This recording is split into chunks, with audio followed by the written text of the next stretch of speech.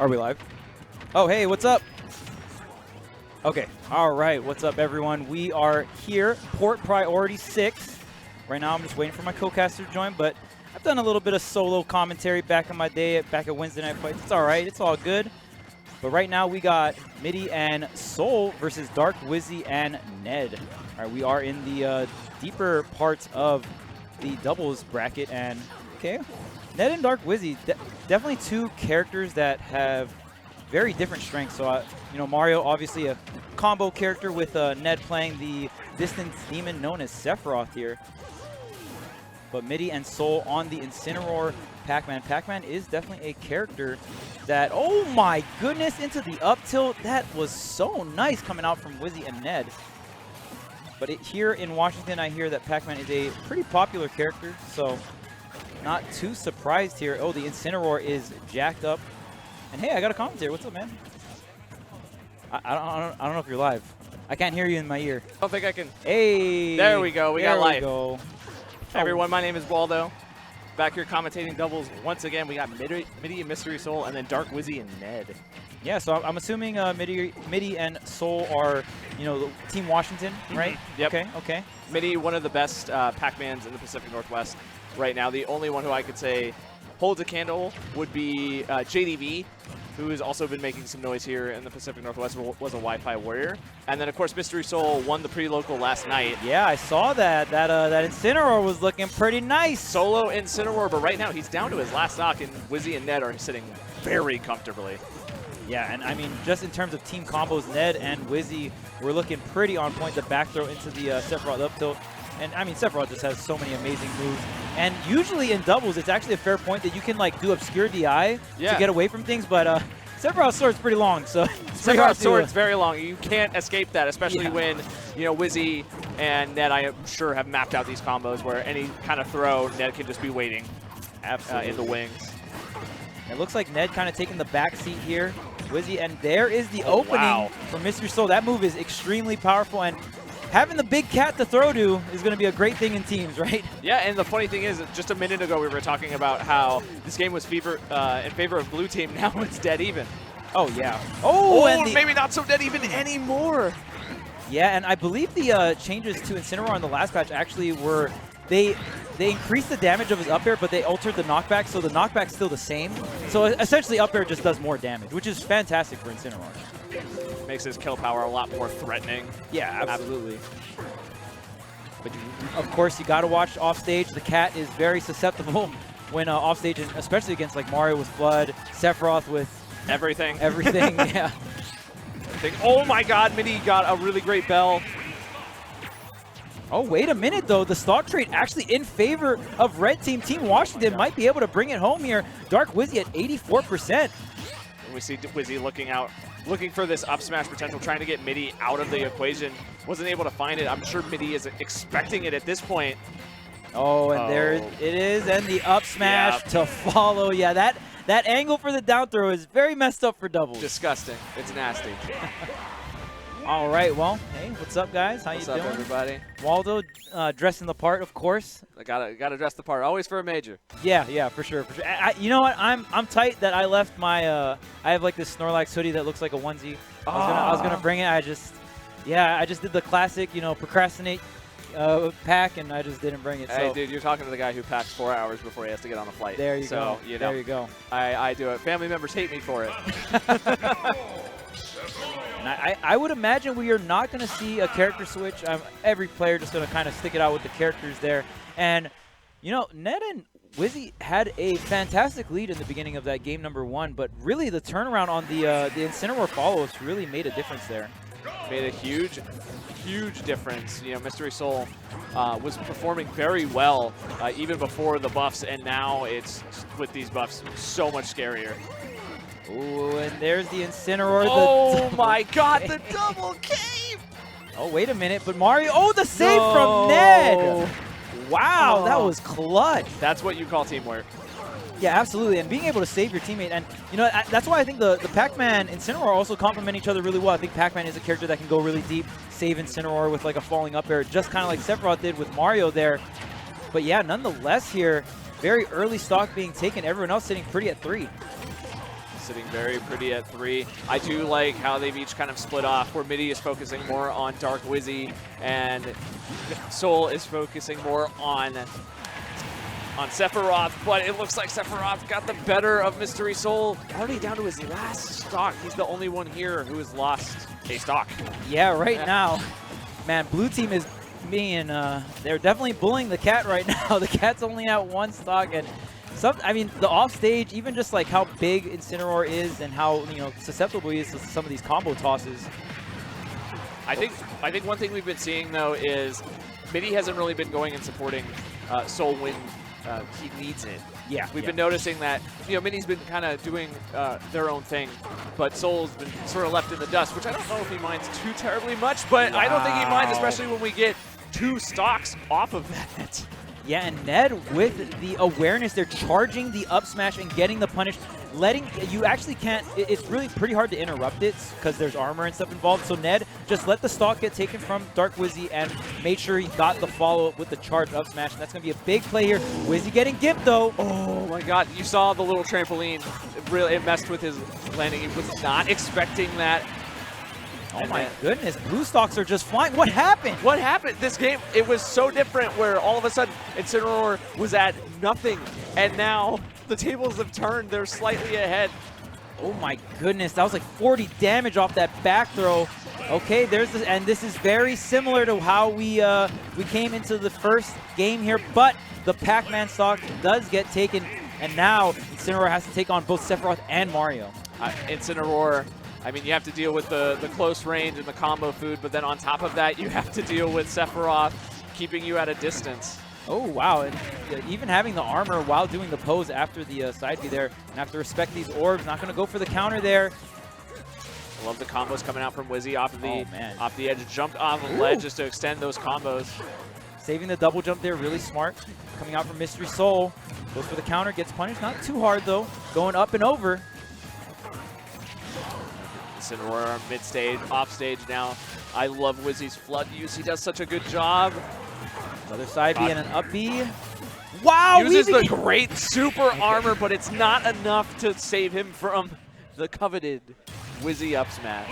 I just gotta say, the fact that he was able to recover against Sephiroth and Mario going after him, weaved in between them both, that is very impressive. He obviously still lost, but that was very good recovery from the cat. Obviously not a good recovery. So no, not a good recovery at all. But yeah, it shows Soul's knowledge of his character inside and out, knowing that, okay, this is how I need to recover. Was able to make it back to stage. It was just at that point in the match, it's hard. That's a hard hill to climb, fighting both Sephiroth and Mario. Right. Not only that, you're fighting two of the best players on each of their respective characters. Dark Wizzy, probably in the best Mario, if not at least in the top 3 conversation. And then Ned, definitely for Sephiroth. You know, the only other person who I can note who plays Sephiroth is Tweak. Right. Yeah. But we're going into Game 3. This is going to be a real big turner about who is going to have the momentum going into Game 4. Yeah, and I'm assuming this is best of 5? I believe it is best of 5. Yeah, or no, I'm not.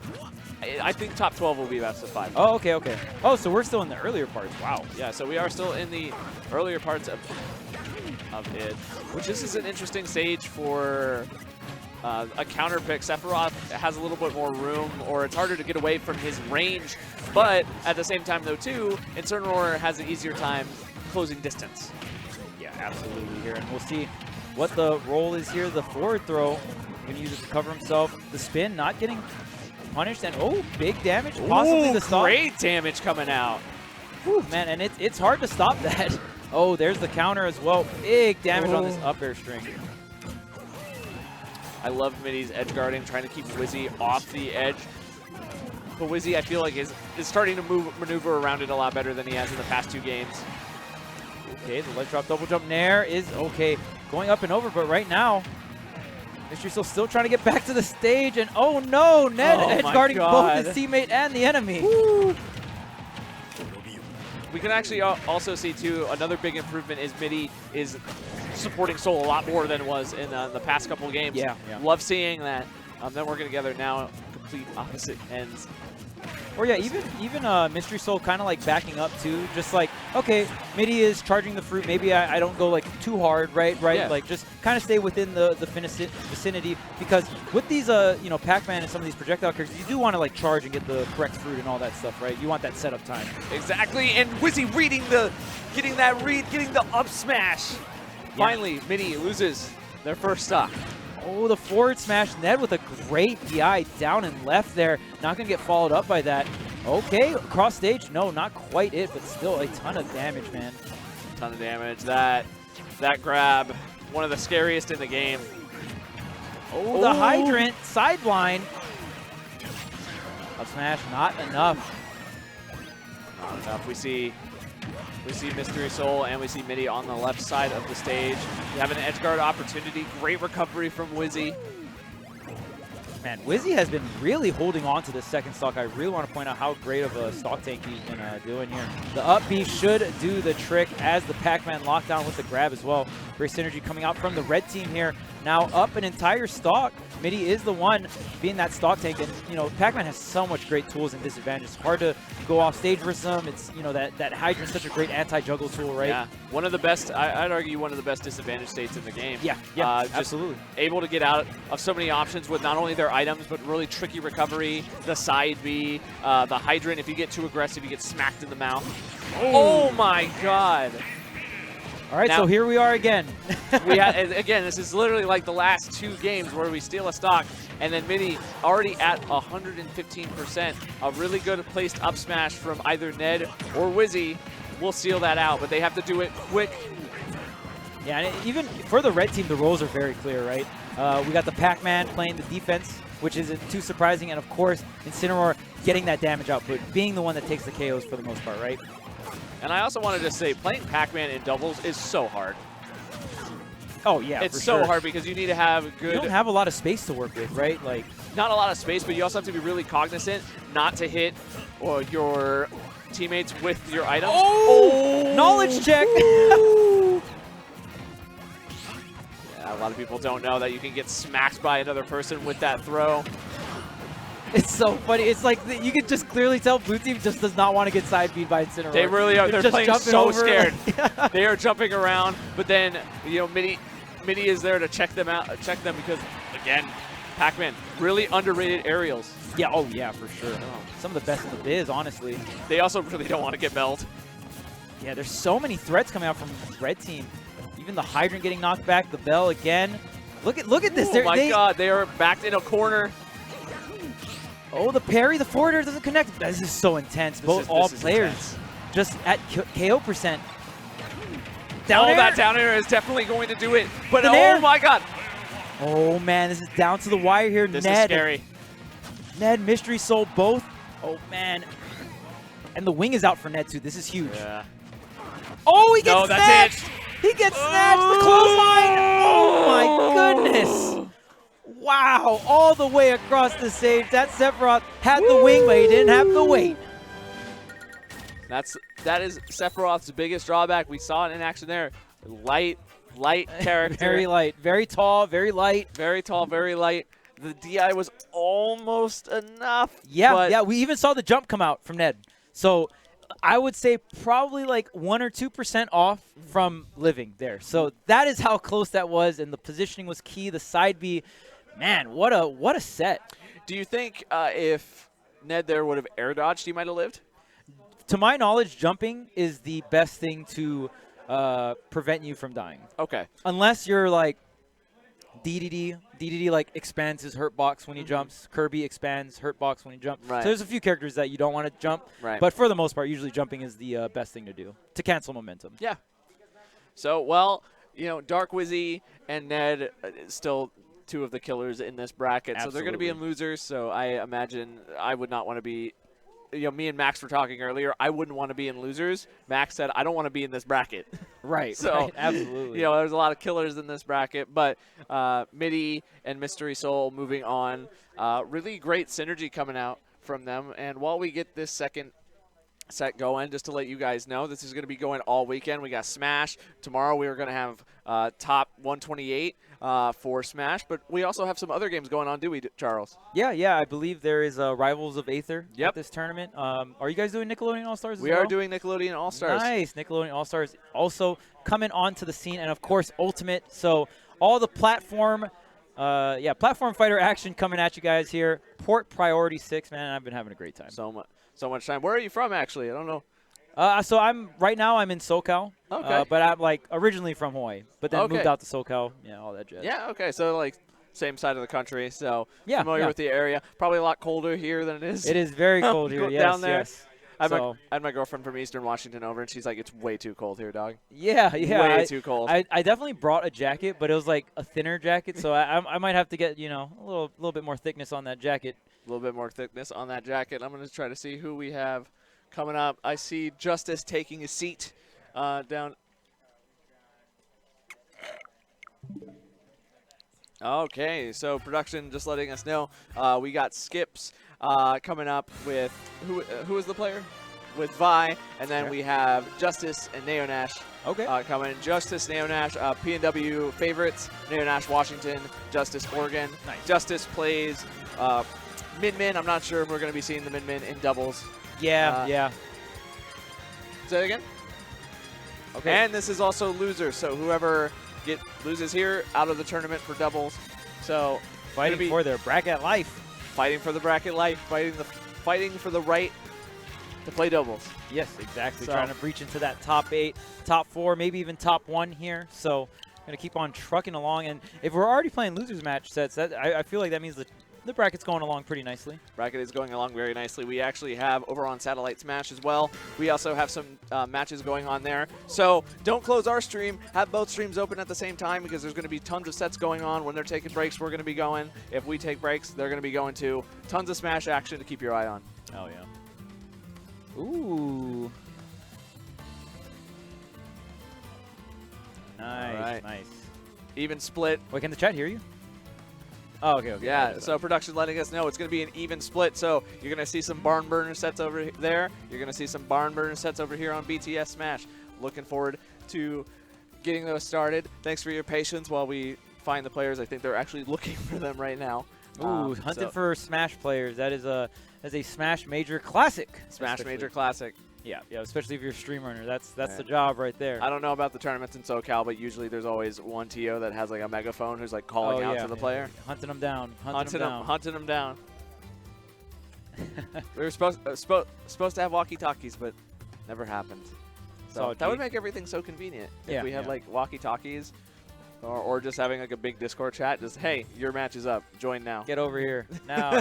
Get over here. The worst is when you tell a Smasher like, oh hey, you're gonna be on stream next. Don't move. Stay here. Then right when you turn around and then turn back, they disappear. They just leave. Poof. Yep. Gone. Hey. Hey, there we go. We found it. So Skips, I actually just saw a fight against Everest in single. Skips plays Sheik. The Okay. Sheik is very, very clean. Sheik is clean. Okay. Sheik is clean. I don't know if Skips is going to be bringing that out here. I'd imagine so. Sheik, Okay. relatively good doubles character. Yeah, very good support. Like just win neutral, get the tosses to your teammate kind of character. Get the tosses to the teammate. Also get on that damage, and then usually you'll have kind of a heavy hitter for your teammate as well. Yep. That way they can confirm the kills. You know, Sheik's able to really stack on that damage very well, especially with that recovery. That recovery deceptively strong. Yeah, and Sheik, even being very light, can be a very good stock tank. Very hard to seal the stock off stage. You got a great array of tools to just pretty much stay alive, like bouncing fish and stuff like that. And Needles is one of the best like projectiles to interrupt an interaction. If you're, she can play more on the back line, and then your teammate goes in, they lose a neutral interaction. You throw the full stack of Needles, it's probably going to interrupt that interaction, even if they lose. So just a fantastic doubles character. Fantastic doubles character, and we've been seeing quite a lot of it here today. I know we saw. I can't remember his name. It's I want to say it's Fusix. Okay. Who pulled out Sheik today, did a really great job. Nice. So we're getting controls all set up, and then Vi, of course. How can I forget Vi? I thought he went by a different name. Vi is a Ken player. Okay, He Ken. plays Ken. He's one of the top-ranked PR in Eastern Washington. Nice. So really strong. He had a really great showing at Port a couple years ago, and has now come back to show what Ken can do. We have a lot of Shoto representation. I've spoken to a few Kens, spoken to a few Ryus. We have Dam, who is on Kazuya, who is one of the better players here, one of the PR players in Washington. Yeah, all the fighting game characters showing up. Definitely can be really scary. The fear factor is always there against some of these fighting characters. You get hit once, could be a ton of damage, or maybe even your stock. So you got to watch out. And even you know, in doubles, if you can pass to a character that can do that kind of destructive damage, that kind of destructive KO power, that's when it can get really nuts, right? Right. Perfect.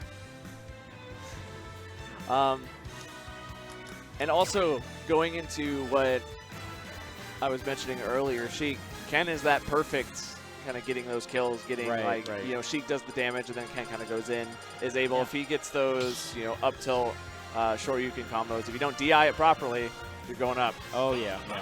And even able to like convert in laddered as well, something that Ryu can struggle if you want to get hit by the base hit of the Shoryuken. But Ken, it's that last hit that when you connect it, so you chain it all the way up to the top there.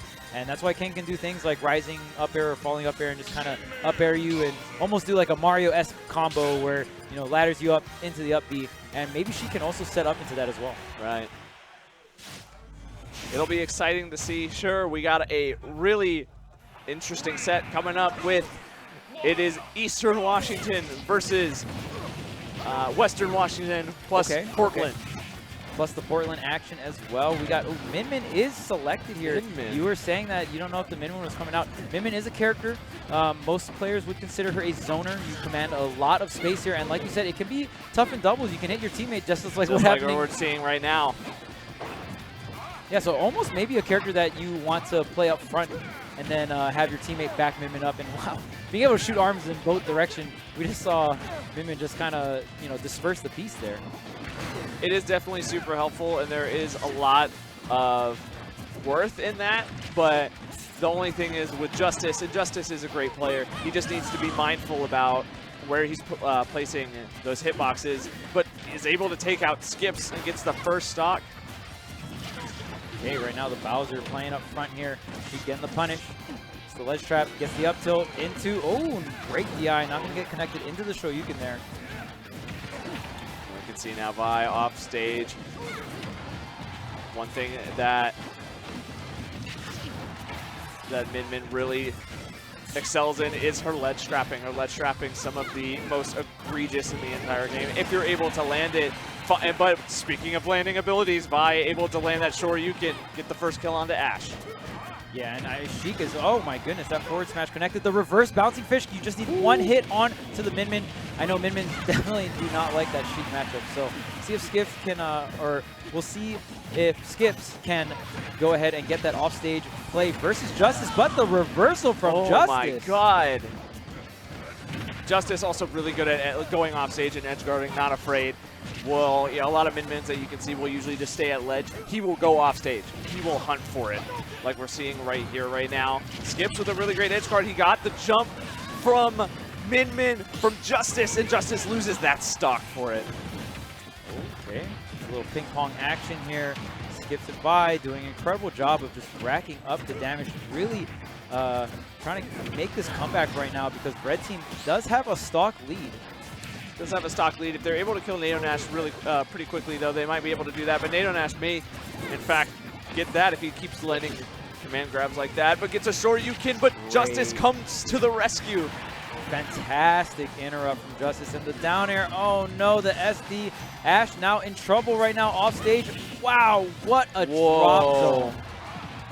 Great recovery from Nadonash, but gets a little too overzealous. It costs him the stock, and now we have the game slightly in Blue's favor.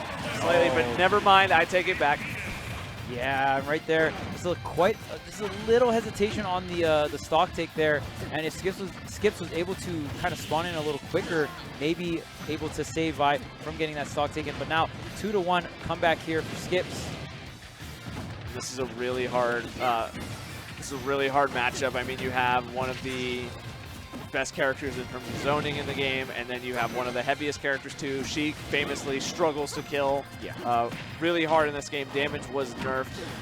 Ooh, big conversion there. Grenade, trying to respect it, try to get the up air. Jab, okay, no follow-up though.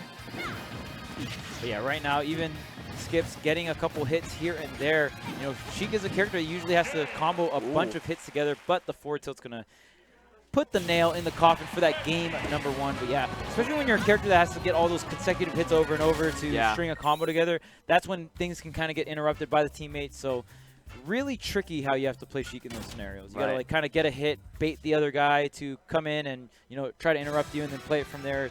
It can be very tricky, very challenging. But I'm interested to see how Vi and Skips bounce back and see what they're able to do, because it did seem like they had some good synergy there for sure. They were able to combo off of each other really well, but I feel Ash and Justice just had a bit more understanding of what exactly each one was going to be doing in that set. Thought we were about to see that Meta Knight come out. I got a little bit excited. But we're going to be sticking to the same characters. I'm not sure what stage we're going to. Pokemon music. I did hear Pokemon music. Oh, wait. Oh, you heard Pokemon music, but we're going to Small Battlefield. Yeah, maybe that's not even a Pokemon song. I don't know. But nonetheless, I mean, you're able to play any music on the quote-unquote Smash stages, right? So yeah. TK was getting so mad earlier when people were doing like the main theme and how to play. Oh, really? Yeah, he was not about it. But whatever the music we have, I feel like it is a Pokemon theme. I can't be sure, though. But Nanonash is sure to get that edge guard. Gets the first stock of the game. Yeah, honestly, Ash has been doing such a great job of just like surviving the stock tank value on the Bowser has been phenomenal, and also racking up and getting stocks on the way there as well. That's one thing he's really good at, is just staying alive after playing him in friendlies too. He doesn't die. He has the anime plot armor like we're seeing right now, but is also able to just get those kills. However, he maybe holds shield a little too long. Yep, you got to watch that crescent kick. It is a shield breaking move. He got Omaiowa mode. Yeah, and on top of that, you even saw Vi kind of walk forward just to make sure the unit collision would push Bowser off the stage, so he didn't have to try and go for a charge forward smash, because especially in doubles, you can get interrupted going for that. So really great awareness. And you can imagine that Justice was probably ready to react to it had he would not been on the other side of the stage. So charging that forward smash would have been very not recommended in that regard. I like Skips going for these offstage edge guards, but Justice is playing around it so beautifully. Oh, yeah. And Justice, look at this, 140%. Doing a great job with the stock tank here. So much damage getting ripped up on Skips right now. Oh, my goodness. Justice, that shield was looking really low. The offstage, the double jump high. There is no double jump here. There's no double jump. It gets bouncing fished off the side. But if you look at the score right now, we have a slight lead just in red team's favor. They're really trying to get rid of Nanonash's stock, but it's really difficult. That up B that I was talking about, so strong, able to finally secure that kill. Yeah, Skips with the clutch edge guard. Uh-oh. Not able to make it back, though. I guess Justice was able to hit the Sheik with no double jump, with no bouncing fish, able to seal the deal here, and Justice Skips gets an edge guard. Skips gets edge guarded right after. Justice staying on this mid stage. Yeah, really interesting interaction off the edge. I'm not sure exactly what happened. We're seeing Nanonash use this up B way more on shield. Like he was able to get a parry into up B and then another parry into up B. That's Charizard's bread and butter. You do not want to land on that shield. Yeah, and even if something does go wrong, Justice can kind of come in, hit all three of them with the arms, and it doesn't really matter, right? Bowser is a character that can tank these hits. They're up a stock as well, so they're able to afford these trades, because blue team is on their back foot, and just as I say it, there's only one back foot left, and it Skips on the Sheik. Yeah, his back is pressed against the wall right now. Tough hill to climb. Probably an impossible hill to climb. That's going to do it for that set with Justice and Nanonash really just owning that the entire time. Yeah.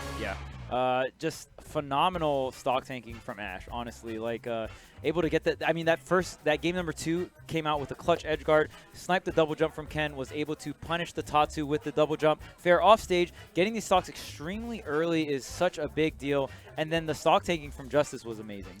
stock taking from Justice was amazing too, but also just seeing how he bobbed and weaved his way out of those really offstage edgeguard situations, was able to navigate it beautifully. It was almost like watching like Muhammad Ali just kind of get in, get out, and do the damage you need. He also lived a really long time in that game. Like he had like 160% at one point. And then for that though too, I think they just had better communication than for sure. Skips and Vi. Skips and Vi, we saw them often not with each other, one not supporting the other. When we saw Nano Nash bullying Vi, or on the other hand, if we saw if we saw Justice just getting in Skip's face, not giving him a moment to breathe. Yeah, and I think that is what separates the good from the great in doubles. You can go into those two separate 1v1s, but when you win neutral in that 1v1, you essentially have a choice. You can push your advantage state on your opponent that you're fighting,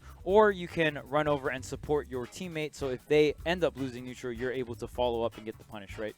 So even like those like little tiny micro decisions, sometimes there's like the selfish decision, which is in fact good, and then there's sometimes where you go and help your teammate as well. So there's not always a correct and right answer, but the more interactions you have with your teammate generally in terms of backing them up, the better. Absolutely. So, and we are waiting for the next set to start. No one has taken a seat right now. So we're chilling. We are completely chilling right now. I imagine we've started the hunt once again, finding the players who are coming up. Oh, we don't even have one scheduled right now. Well, we're big chilling. Well, while we take the time to do that, thank you all so much for tuning in, watching the stream, watching both Satellite Smash and BTS. We have a ton of more Smash coming up over the weekend. Tomorrow we're going to be having Top 128 over in singles. But also we have some other games coming up too, with Rivals of Aether taking place, as well as newcomer Nickelodeon All-Stars Brawl. New kid on the block. New kid on the block, making a lot of noise. The only thing I'm scared of is that it is the pre-patch. So like the Switch version, I'm not sure how familiar you are. Oh, I know all this shenanigans. Oh yeah, you know all the shenanigans. So it's the patch where Mikey still has his infinite. Right. So is Mikey not banned? Mikey is banned. Okay, Mikey's banned. Mikey's totally banned. Sandy still has her infinite, but they're putting a jab lock. What's the cap, 2? 5. 5. Oh, wow. Yeah, so 5, you're still able to get a lot of damage off that. Some characters, you can even kill them off of that. I think it's crazy. I don't even think Sandy is the one that abuses the most. I think Obelina is the one that abuses the most, because you jab lock them to the edge, then you hit like a falling nair into triple dare, and I believe it's just like it's over. And then Max gets his like 18 frame down air that is able to stay out for so long. Whoever decided that. Oh man. Well, even like I think the worst part about it is that the Switch doesn't have like the updated version. I think that's like the saddest part. It almost feels like the game not has to, but it would be very much so more beneficial to compete on it on the PC version. But on the other hand, right, you got to think of logistic wise for all these TOs. Are you going to buy like 20, 50 laptops or PCs, right? And the fact that it could be on the Switch makes it so convenient, especially when you're running like Smash turns, because you can switch it over to Nickelodeon All-Star Brawl. So it's almost like a blessing and a curse that it's on the Switch, because it's like, oh yeah, it's on the Switch, but like we're trolling with version 1. Yeah, especially though too. I mean, you also got to think logistically too. Nobody's going to want to bring, like, if they're like bringing setups or whatever, no one's going to want to bring their computer with them. Right. Laptops are going to be generally like what I would expect, but on top of that, even just in terms of like computer specs, you pay more for a laptop to have the same specs as a desktop, right? That's just like, pretty much. That's just generally how it rolls, because the laptop has the convenience of being portable. So again, like it's just a lot for a TO to invest into like a bunch of laptops or desktops, right? A lot to invest for sure. And I mean, there has been a ton of investment in this. It's glad to be back at Port. Last Port was 2 years ago now at this point. Sometime. I know, right? And it was in a completely different venue. Was a different vibe, very much more intimate, I would say. But we have now seen this expansion to a really great hotel. There's tons of rooms now. The main room is ginormous. Tons of friendly setups as well. And on top of that, though, too, we have some of the biggest names here in Smash. The 3 biggest players probably big dogs right now. MKLeo, Tweak, and Spargo. Hey, we got some players coming up to bat. So, and it looks like Okay, so we got Drago and Tini coming up, and they are going to be facing who? Say that again one more time. Kurama and Varun. Kurama and Varun. So Drago and Tini, I actually commentated earlier their set. Disgusting. Just horrifying. I didn't want to be anywhere near it. It was like their synergy was excellent. Nice. And this is winner side, right? Okay, Wow. well, this is loser. Yeah, so this is loser side. But regardless, they had a lot of synergy with each other. I'm glad that they were able to make it into top 32 Nice. and show themselves. Yeah, and we just got word. Do you want to say like what? Base Mage and Sky Mage, or Base Mage and Sky J? Sky J, the Incineroar, right? Yeah, okay. Yeah, it was able to take Varun and Kurama into losers, and Varun and Kurama, PR players from NorCal. So, very interesting mix here that we've got. Very interesting mix for sure. And I will say, I do have to get going for this. I was supposed to fill in. I guess they have not found Sweets. But BC Charles, always a pleasure. Always a pleasure, man. So I will see you. Are you here tomorrow? Yeah. All right, peace out. Thank you so much for tuning in. My name is Waldo. I will see you tomorrow. Take care. Thank you.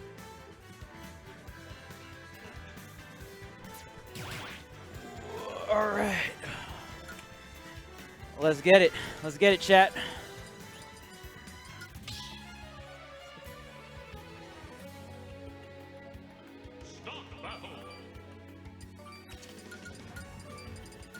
All right, so we got Trainer, level 100 Trainer. Okay, that's a pretty high level right there. Trainer and Wolf, pretty standard characters. Varun is going to be on the Wii Fit, more unconventional pick here. And, of course, Kurama, previously known as Prodigy. The best Mario in the business in terms of combos. He's got the combos on deck, and if we got Varun passing to him as well, it's going to be a scary feat to deal with. Of course, Wolf and Trainer also have their fair share of BS, the passes into the Ivy Dares or up airs is going to be fantastic. Man, all four players scrambling on the left side of the stage. And that's how you know we're getting into the deeper end of this doubles bracket. When four players are able to interact with each other on one half of the stage and still not hit their teammate and all that stuff, that's very difficult to do. Okay, the reverse up B. Okay, just going to completely ignore Wii Fit, really abusing the fact that Wii Fit does take some time to recover there. And in that scenario, you just kind of take that and it's like, all right, more 2v1 time here. And, oh, what a forward smash coming out from Kurama. And just like that, what is blue team in shambles right now? Back throw. Man, red team going so hard in the paint right now. This Charizard's at 30%. Let him live his life. All right, so right now, still, again, so much scrambles on the right side of the stage. Charizard still now at 107% and 6 stocks here. Wow, wiping clean with the back air. Charizard almost getting even more and does take that stock. Now, all of a sudden, blue team in the driver's seat. Charizard doing work out here. Okay, here's the Nair. Catches the double jump. Kurama in trouble. Gets the air dodge, and still look at all this damage. 50% taken. Angle down forward smash will clean the stock out. 3 stocks apiece for this team. Red team, Team NorCal came in real hot in the beginning of the match, but man, just like that. Oh my goodness, look at the conversions from red team though. The punish here, doesn't fully connect on the Nair. Varun trying to get this aggression going.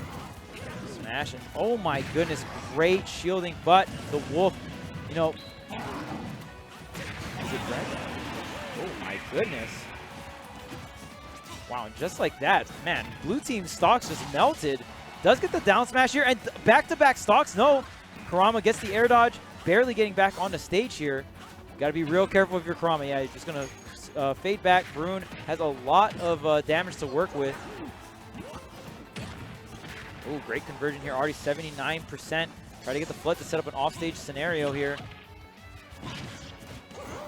Okay, forward tilt, almost gets the fair as well. Yep, plays defensive here. You don't got to worry too much. You got Varun backing you up on stage here. And there's the forward tilt reacting to the normal getup.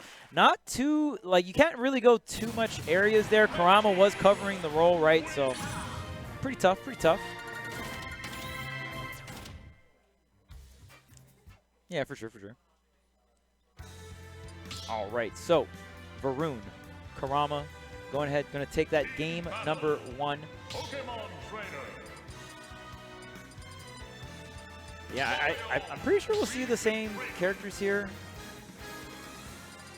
Yeah, I'm going to go right back to the wolf, going with the blue wolf there.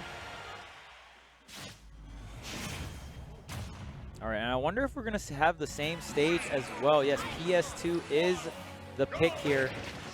Getting right into this game number 2. I believe this is the losers bracket. Yeah, losers round 1 here. So you can just tell how stacked this team's tournament is if we're already seeing players of this caliber really just being on, you know, losers bracket already. Ooh, man, big damage here. 52% already on the wolf. Gets the forward throw. We're going to go ahead and connect on both. Oh, Ivysaur almost coming in with the up smash as well for the follow-up. Oh, it looks like I'm gonna get a co-commentator. Let's go. Ooh, and the charge on the up smash. Wow. Almost gonna get that. Grab.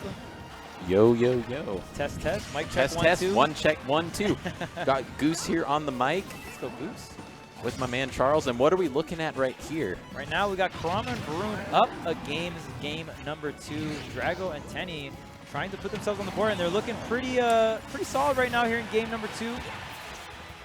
Yeah, that's, God, the chaos there off stage. And this is an interesting combination here that we've got in terms of a Wii Fit and a Pokemon trainer. Not the most common duo that I've seen, but... oh, Wii Fit Mario. Oh, Wii Fit Mario, yeah. Oh, what a punish there. And then we got Wolf Trainer. Wolf Trainer a little bit more quote-unquote standard, right? Standard. Your go-to, your bread and butter, top player kind of gonna do work for you. Oh, the spike! Dang. Yeah, and this Charizard has been doing work when it comes to getting these stocks. Oh, there's no double jump on Wii Fit. And Wii Fit not the best at recovering, but able to slip in there. Yeah, I'm very surprised Zard not going for the back air there, not expecting, maybe expecting Varun to go down and under, but that up air is going to seal the deal. Going off the top, getting caught sleeping at the wheel there. Both of them kind of jockeying on the either side of the stage now, almost going to a little bit of more 1v1 of each respective team. Oh, and Flare Blitz not going to make it back. Yeah. And Varun kind of sticking close too, because you really want to make sure the teammate doesn't come in for the save as well, right? You always got to be aware with that in doubles. And man, blue team had the lead in the very early part, even coming into that mid section of this game number 2. But Kurama and Varun started melting those stocks off. Yeah, and this is pretty rough. And I mean, at this point, I mean, you know, you never want to count anything out. We've seen crazy things, but you start to think about, you know, what is it looking like for the next round? What is there to be learned? I've never seen the comebacks come from something like this, but you know, as I say that, maybe commentators, you know, not the reverse of the commentator's curse. Maybe we'll see it. There's the jab, negative on hit. Mario being at 0% on that ledge drop double jump fair. Oh wow, hopping up and over and getting the last stock. As I said this, I mean, I've never seen a comeback quite like this, but it looks pretty more and more doable by the second. Being thrown into disadvantage. Gonna get him with the fireball, not quite. Oh yeah, up smash is gonna take it, but a pretty good effort there. Yeah, Zard almost bringing it home. We've seen Max Rage Charizard do lots of shenanigans, right? The tip back air after back throw or something like that. So it can get really rough, but Kurama with the shield discipline gonna go ahead and close it out with the up smash out of shield, and I believe, yeah, that it was a best of 3, so just closing it out 2-0. Yeah, because I know we are top 12 best of 5. Okay. So I think that they're going to be going on to now. From now on, it'll be in next round of losers best of 5. Okay, so losers round 3 best of 5. Yeah, correct. Okay. Nice. Awesome. Yeah, and just a lot of really awesome doubles matches to be seen here. A lot of teams that you expect to see here, and also some newer faces, some fresh faces, some new blood here at Port Priority 6, and it's just been a really awesome day 1. Oh yeah, absolutely. And even just coming in yesterday, Seattle, Washington in general, beautiful city, beautiful, beautiful city. My hometown. Yeah, it's fantastic. Glad you're enjoying it. Yeah, it's a great city, man. Every time I come to Seattle, I believe this is my second time. Every time I come here, I'm just like, man, this is where I want to retire. This is it, you know. That's what they say, you know. There's a lot of, we're surrounded by water and mountains, beautiful wilderness. Yeah. Got a lot to offer, and yeah, the venue has been pretty sweet. There's been a lot of great play today, and just the energy has been really good. Yeah. I feel super privileged to be able to help work here, and just commentate with Austin commentators like yourself. It's been great. Yeah, fantastic venue. Even just everyone here. We got the 3 top seeds you want to see for a tournament for singles. Of course, MKLeo, Tweak, and Spargo, and a bunch of other talented players here as well. Yeah, and I don't know were you watching Orbitar at all last night, like the pre-local? Oh, I saw the incident. Okay, yeah. I saw the incident. Right. Yeah.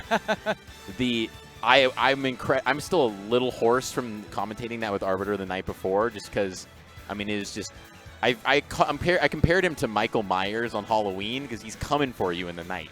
You know, you gotta watch. You gotta be afraid of him. People are going to sleep having dreams about this Incineroar just whipping them off the ledge at 55%, and then you're just deleted. Yeah. Yeah.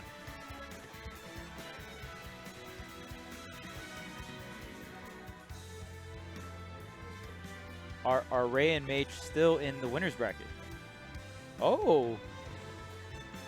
Okay, so Base Mage and SkyJ were hit into loser's bracket. Oh. Yeah, unfortunately similar names. Okay, I thought you were doing like shortened versions. Got it. So that's actually incredibly similar names. And the fact that they're on the same team is just hilarious. It's pretty. I was like looking at bracket and like looking through. I was like, I was trying to type in their names, and it was like popping up like, oh, so there's people who just obnoxiously similar tags. Yeah, yeah. So Mage and Ray. Okay, Mage and Ray coming up here next for losers round 2. So this will be a best of 3 coming up. But we got to hunt down the players. But until then, I mean, we're just talking about how great this tournament was. I mean, I even was like in between blocks, I was able to play some friendlies and stuff. So a lot of space in terms of being able to play friendlies, enjoy the tournament, spectate as well, and been commentating. So many fantastic matches. Yeah, and it's been really great just like seeing how I've like run some locals and stuff around here, but this is my first ever major that I've run a pool for, and it was really just refreshing to see just how like helpful and engaged all the players are. Just warms my heart when you've got a scene of players who just want everything to run smoothly. Oh yeah. People are ready to jump in. You know, MVD taps me like, "Hey, dude, need any help? Just let me know." It's just like it's from the top to the bottom, from your random first-time players to your top players. Everyone's just pitching in to make it a good experience. Oh yeah, absolutely. And I think that's the best part about the Smash community. Very welcoming community. Very chill, very homey-like. So super sick to see everyone really come together. And I mean, like you said, the last port priority was 2 years ago, so almost like a big reunion for the Washington scene, I would imagine. Yeah, and especially just given the fact that, we have just like haven't had any big, we've had a couple big events around here, but this is like the first real return statement type event. Absolutely. Since post-quarantine. And yeah, really exciting stuff. Yeah, and if you guys don't know what Port Priority is, like, obviously it's the tournament, right? This is Port Priority 6, but back in previous... Ooh, okay. All right. So Trash Koopa God and Jory will be playing Yoshi, is going to come up here on the sticks versus Mage and Jay. So we got that Ray and Mage. I almost got it. It's tricky. And then also on top of that, one of the Washington players' real name is Ray. So then that also is messing with me too. It's like the mix is real out here. The mix. The tag mixes. There has been some funny tag mixes also with some players, let's just say, changing their tags to other tags of famous, well-known players. And then I'm calling them out, and we've got 2 people showing up with the same tag. Yep. Joe. In Joe we trust. But yeah, in previous Smash games, port priority was a thing in a sense where, at least in Brawl, if you were port, the closer you were to 1, the more grab priority you had.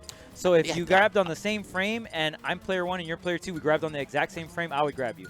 I wonder how many people. It's funny you mentioned that. I wonder how many people actually know that that's Yeah, actually what it's from, and there actually used to be this weird, gimmicky advantage that people would claim in a tournament set. Yeah. It's kind of nuts to think about that you could actually, especially back in the day with Melee. I mean, a lot of games decided by one frame have like.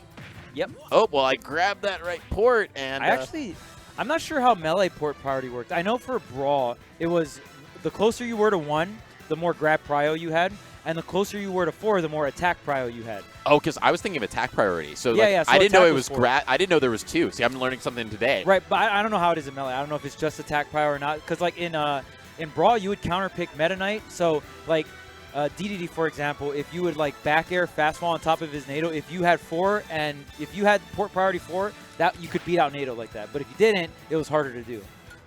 So and then in So some matchups, crazy. it was more important to get the grab, so you wanted that. So you would actually counter pick stage, and you could also counter pick port as well, and then you would RPS for port. I was gonna say, so like, how would you decide that, right? Because who sits down first or something, or was it since it was an acknowledged part of the game's priority? You'd You RPS actually, for it. yeah, okay, You'd that's RPS for crazy. it. But yeah, port priority. So that's the origin of the name of this tournament. Goes way, way back. I don't know if 64 had port priority. I know Melee had it and I know Brawl had it, but maybe I don't know. Only thing I've ever seen, I've seen top level 64 played at SmashCon. I hosted a side 64 bracket at one of the old tournaments I ran, and it was just a bunch of people who were like, I guess I'm just gonna pick Kirby and like up tilt, and that was up tilt. the hit story you of with that. Down air, hit you with down air off stage, the classic. I personally prefer Falcon, but what also I'm interested to see is, okay, so I am pretty familiar with TKG, Trash Koopa God, and Jory as well. Gonna be interested to see what kind of game plans these two have figured out here. Oh wow, even the O in port priority is a port. Yeah, like the game control yeah, port. exactly. That's nice. It's pretty cute. All right, so we got Palutena and Falco with the Wendy Yoshi. Okay. And I'm seeing right off the bat a somewhat well, as I say that, he goes in. I was seeing at the beginning a somewhat reserved style from both the Palu and the Falco, just kind of sitting back a little bit. Oh yeah, for sure. I mean, like, and Palu's such a great character overall, especially in doubles. You just command so much space with neutral air, your aerials in general, right? Able to get great follow-ups. Up smash is gigantic. Of course, you got Falco. And then I'm thinking, like, the call out with the spike there. But I'm thinking, is Falco, going to help dominate neutral with the laser, which in doubles all of a sudden becomes even more of just an obnoxious kind of threat? Maybe stand back a little bit? Oh my goodness, and look at this combo sequence coming out from Falco onto the Yoshi, already 39% the grab, and we're following up. The down air does not connect though, doesn't trap with the up tilt either. Almost able to send back and forth. That you do not want to be above Palutena. That is just the story of that. One of the best up airs in the entire game. You can combo into itself. It is very large hitbox, and your DI can get mixed up as well. It actually like shoots in a bunch of different random directions, so it's hard to DI. Ooh, and Wendy able to come back in there and smack Jory away. Wendy just having a little bit of trouble really getting value, kind of just getting ping-pong back and forth right now. And Jory's sitting on their last stock, so need to change something up. Not quite sure what it is, though. Okay, we got the conversions. A little bit of life coming in here for the red team, but they gotta, like you said, they gotta make some changes and they gotta make it quick because right now, hard to sugarcoat it, but Mage and Ray kind of smacking them up. Yeah, there we go. Taking that Palu living to almost 150%, which is not what you want to see, but if taking off that last stock, and they're only a stock behind, percents are doable. Yeah, and especially in doubles, it's all about the stocks. The damage comes easy because you can do like a bunch of team combos and stuff like that. But nailing that stock is what really, really matters here. Okay, coming through across stage. And Falco with the edge guard. Let's see if he can keep it going. Oh, Wendy's going to be able to make it back, though. Start edge guard of her own on Palu. Oh, the reflex, very tricky there. Right now the bird fighting for that stage. Neutral does connect, not going to get the KO. But you already know Falco up in the air, trying to get this up air, trying to steal this stock out. Yeah, the chaos here that is basically there's a lot of projectiles and stage control from Wendy, which normally watching TKG in singles just really dominates. Not getting quite the same value here and getting absolutely deleted with what looked like a down air. Yeah, down air. And we've seen Falco come through with this down air and get, you know, at least one stock previously. So down air doing a lot of work, especially off stage. And the drag down fair into the down tilt is enough. Clean conversion. And the down tilt has been doing a lot of work, taking a couple stocks so far this game. And yeah, now we're down to a pretty untenable situation, to put it lightly. Yeah, it's going to be rough. You know, both stocks are in range of getting taken, so maybe a back-to-back stock take into a team KO, into Santa Claus being real. Into Santa Claus being real, into blue team SDing one stock. Exactly, and then all of a sudden, TKG's got it. Yeah, we're trying to create the roadmap, but it's not gonna happen. That roadmap is a road to nowhere, yes. Unfortunately. Dang, man, the Cinderella story not coming through. Not quite too. The prince stayed at home. All right, so game number 1. You know, going to go to the blue team there. We'll see what kind of clapback we have here. I mean, coming into this game number 2, we are losing round 2, so this is a best of 3. Yeah, still best of 3. Red team's going to have to make something happen right now. Yeah, and it's so crazy on these small. And I'm always curious when it comes to doubles, the counter pick ideas when it comes to stages here. Don't play a ton of doubles, so I'm not sure about the logic, but it'll be interesting to see if their counter pick comes into play, if either of them are like, you know, I just prefer the stage, or if there's any maybe platform shenanigans or something that they're thinking about doing. Yeah, and I think for the most part, for when you're thinking doubles, it's kind of just like, well, how much room do we want to have to work with, right? If we want like a lot of scramble scenarios, like everyone's having a party at the left side of the stage here, but yeah, some characters thrive in that environment. Other characters want a little bit more space to deal with, right? Exactly, and TKG kind of in a little bit of a cornered situation, but then able to get off me and get the Koopaling out.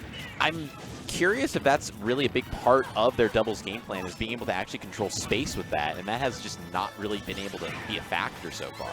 Yeah, it can be tough, even like projectiles controlling an area, right? Because you could hit your teammate, you could not. So, okay, there's the forward smash jumping up and over. Not quite going to be able to catch him at the ledge. Palu just putting on a clinic here with the back airs and the forward airs off stage. Oh, wow. The charge on the up smash as well. Blue team just cleaning out these stocks.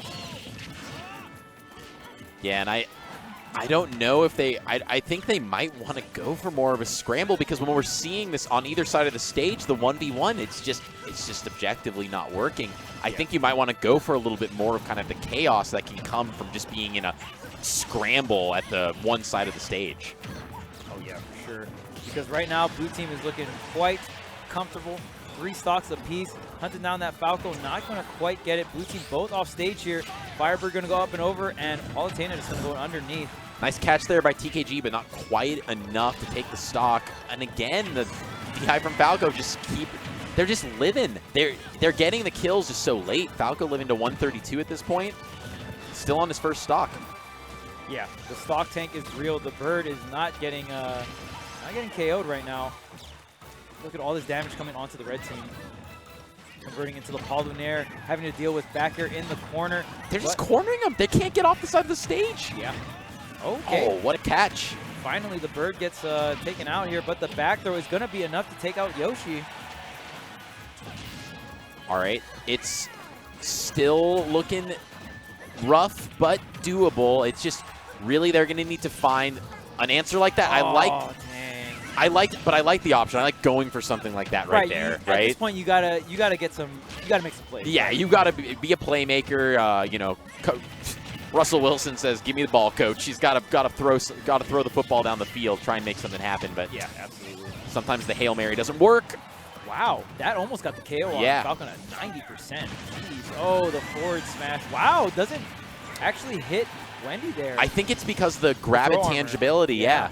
very smart. Very similar to like Rob doing down throw. I've seen like Spargo and Epic Gabriel. Like Epic Gabriel would do the down throw and then Spargo hit with the forward smash. Or Oh, yeah. And, I mean, as we say this is effectively an even game. They've really started to bring this back. Even stocks apiece, and, I mean, percentages aren't exactly the same, but like you were mentioning earlier, it's really in the chaos all about stocks, and it's really anyone's game now. Okay, here's the up airs coming through. Wendy getting these damage combos, and what an up air catch. Not enough to get the KO. Wendy being tossed, oh, like a ping pong ball Oh off my of the up air. That was so close to stock, just trying to find this back air edge guard, but TK going all the way off stage, finally finding a way, but just getting smacked right back out. Yeah, and just so... Oh, wait a minute.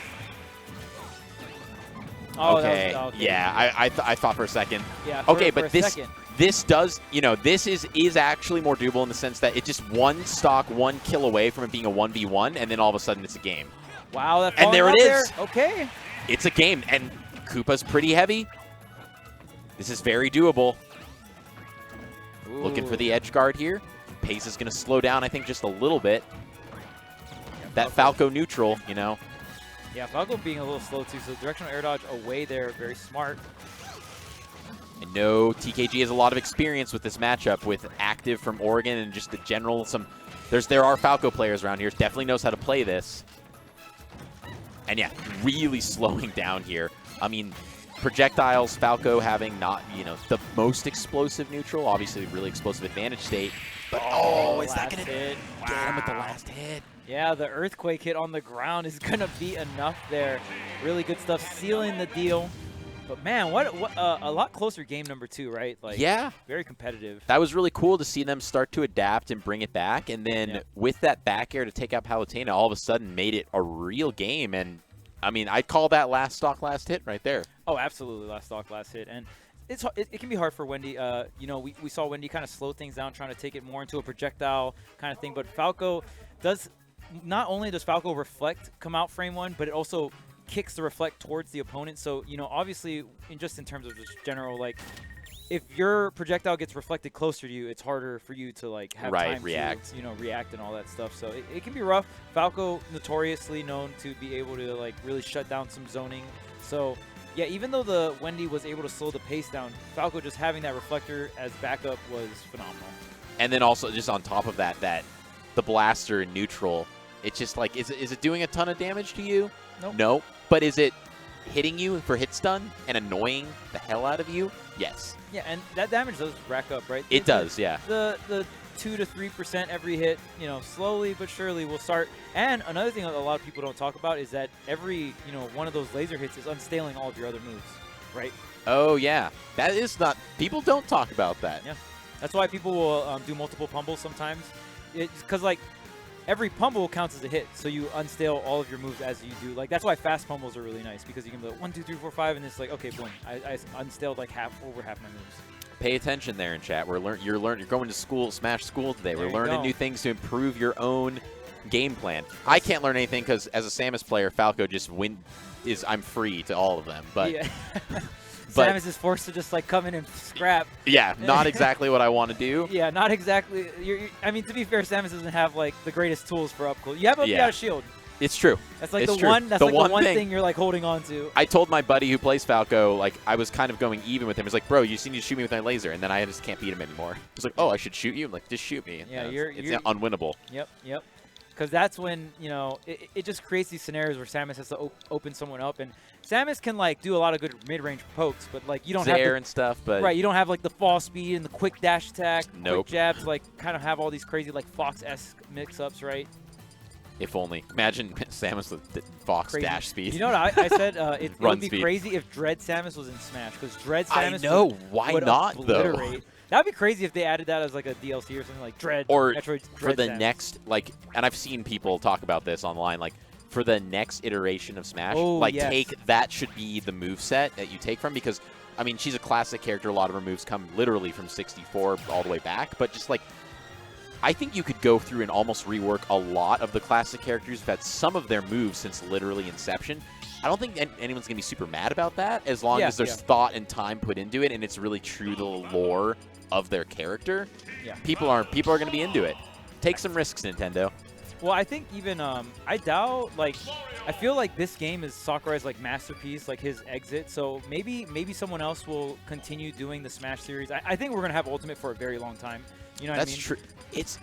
I don't know. But maybe a new director will be new Yeah. revamped versions of the characters, because like you said, a lot of these characters have their moves from Melee and 64, which is Yeah. very. I don't want to say outdated, but outdated.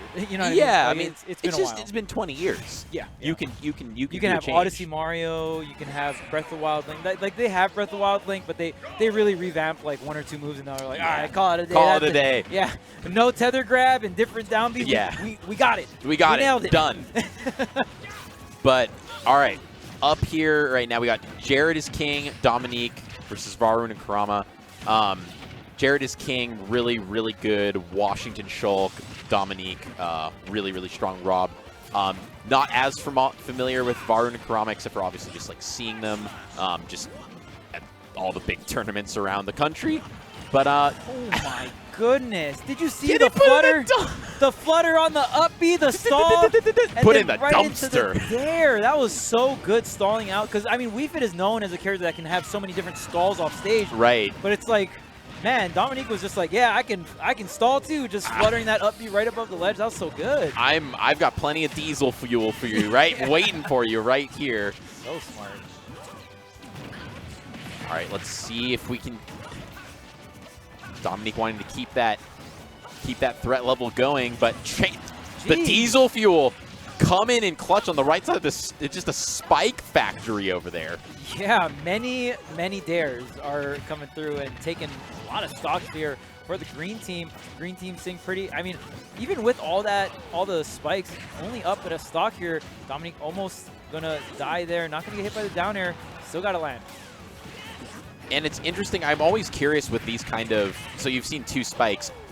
Are they thinking about hitting your teammate there a little bit and dying? Not the best, but are they thinking about who's going to be taking a lot of the stocks? Hey, I know Rob Dare is massive and crazy. We're going to count on you to get those, and then I'm just going to be Shulk and be annoying and live a long time. Oh. Or maybe we're just both going to spike our opponents, Oh and no, that's what we're going right. to do. The cape. What is happening to everyone's stocks right now? One person Deleted. gets spiked, then someone else gets cape, then another person gets spiked. All right, well, we're down to the last stock apiece here, except for Kurama holding on to 2. And honestly, it was red team with the lead, then green team with the lead. Swinging. Now red team, yeah, it's just swinging back and forth here. Stocks are melting. And right now, Kurama thinking about, all right, I'm the tank right now. I've got the extra stock in hand. Got to keep it on deck as long as possible, and they're just scrapping right now. So I got to imagine he's just thinking, I've got to stay alive. And even they're hesitating for a moment. He's like, oh, let's wait a second, see what happens before I run into this just pendulum of death that is all these people fighting. Yeah, right now you got to wonder, maybe take the Kurama stock right now. There's so much macro to be played here. It's just tough too, because Wii Fit just puts out so much pressure at such a great range. Oh, looking for the kill there, but not quite going to get it. Smash hard back here though. And with that, just stocks disappearing. I hardly even saw that interaction. Yeah, great punish there coming out from Kurama, spawning in on the Angel platform. Not much you can do to stop that, and the forward smash is going to be a great punish on the throw. You gotta be really careful of how you just throw, but it's not like you can't not throw, right? Okay, there it is. The run back.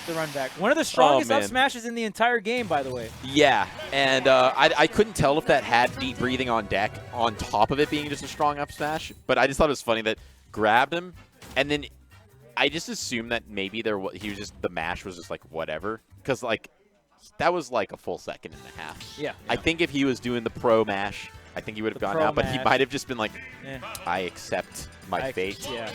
Let's go on to game 2. It was pretty close. We've still got this. Still very doable. Let's go to game 2, Mash. Let's go to game 2 mash, exactly. And And- gets the roll, and you're like, nah. Eh. And let's see if they just run it back. Yep. I see a lot of this in doubles. They're just like, let's just run it back. PS2's fine. And I feel like it's so hard to, like you said, kind of make the counter picks really matter. What just happened? That's just classic Mario right there, just saying, I'm going to take you off stage with a combo and finish it with a fair. Something fair. That's my favorite Mario combo. Okay, primed and ready, 30% here. And apart from that, it's looking pretty even. It's just like that initial the footstool. The footstool. Oh no, yeah, and I mean that's the risk you go for when you go for that runoff fair there. You kind of force your double jump in a very specific pattern because you have to double jump there and you have to be at that angle. So the footstool coming out from Shulk is going to seal the deal there. And you know, everyone knows that what high-level Marios are going for. It's like it's hard to avoid, but they know it's there. So if they can time their footstool just so, Mario's recovery is challenged when you're footstooled. You're kind of just dead. Yeah, especially when you have to double jump at a specific height like that. You know, up B is a fantastic tool for Mario just because you have that intangibility and just comes out so quick. Right. So that's where it can be tricky to edgeguard Mario, but when you force Mario to double jump in that specific location, it can be rough. But there is the up air, and look at this, 2 stocks apiece here for everyone. And other than Varun having 0%, pretty even. All right, let's see if this chain with Varun going to throw a quick couple percent onto Dom. Yeah. The spike coming out off stage saying hello, goodbye. Yeah, and that was so important. Varun was definitely getting the 0 to death set up by Rob. We saw the nair into the recatch, you know, top there, and, you know, the Twitter clip was coming. The Twitter clip was definitely coming. Kurama was like, break it up, break it up. Yeah. Ooh, nice volleyball action there and disadvantage to say, get off me. Jared, I was about to say, Jared living the 150, and as I say that, gets deleted. And now a fairly dominant lead starting to get established here. Yeah, 1 stock or 2 stocks to 4. It's starting to get out of hand.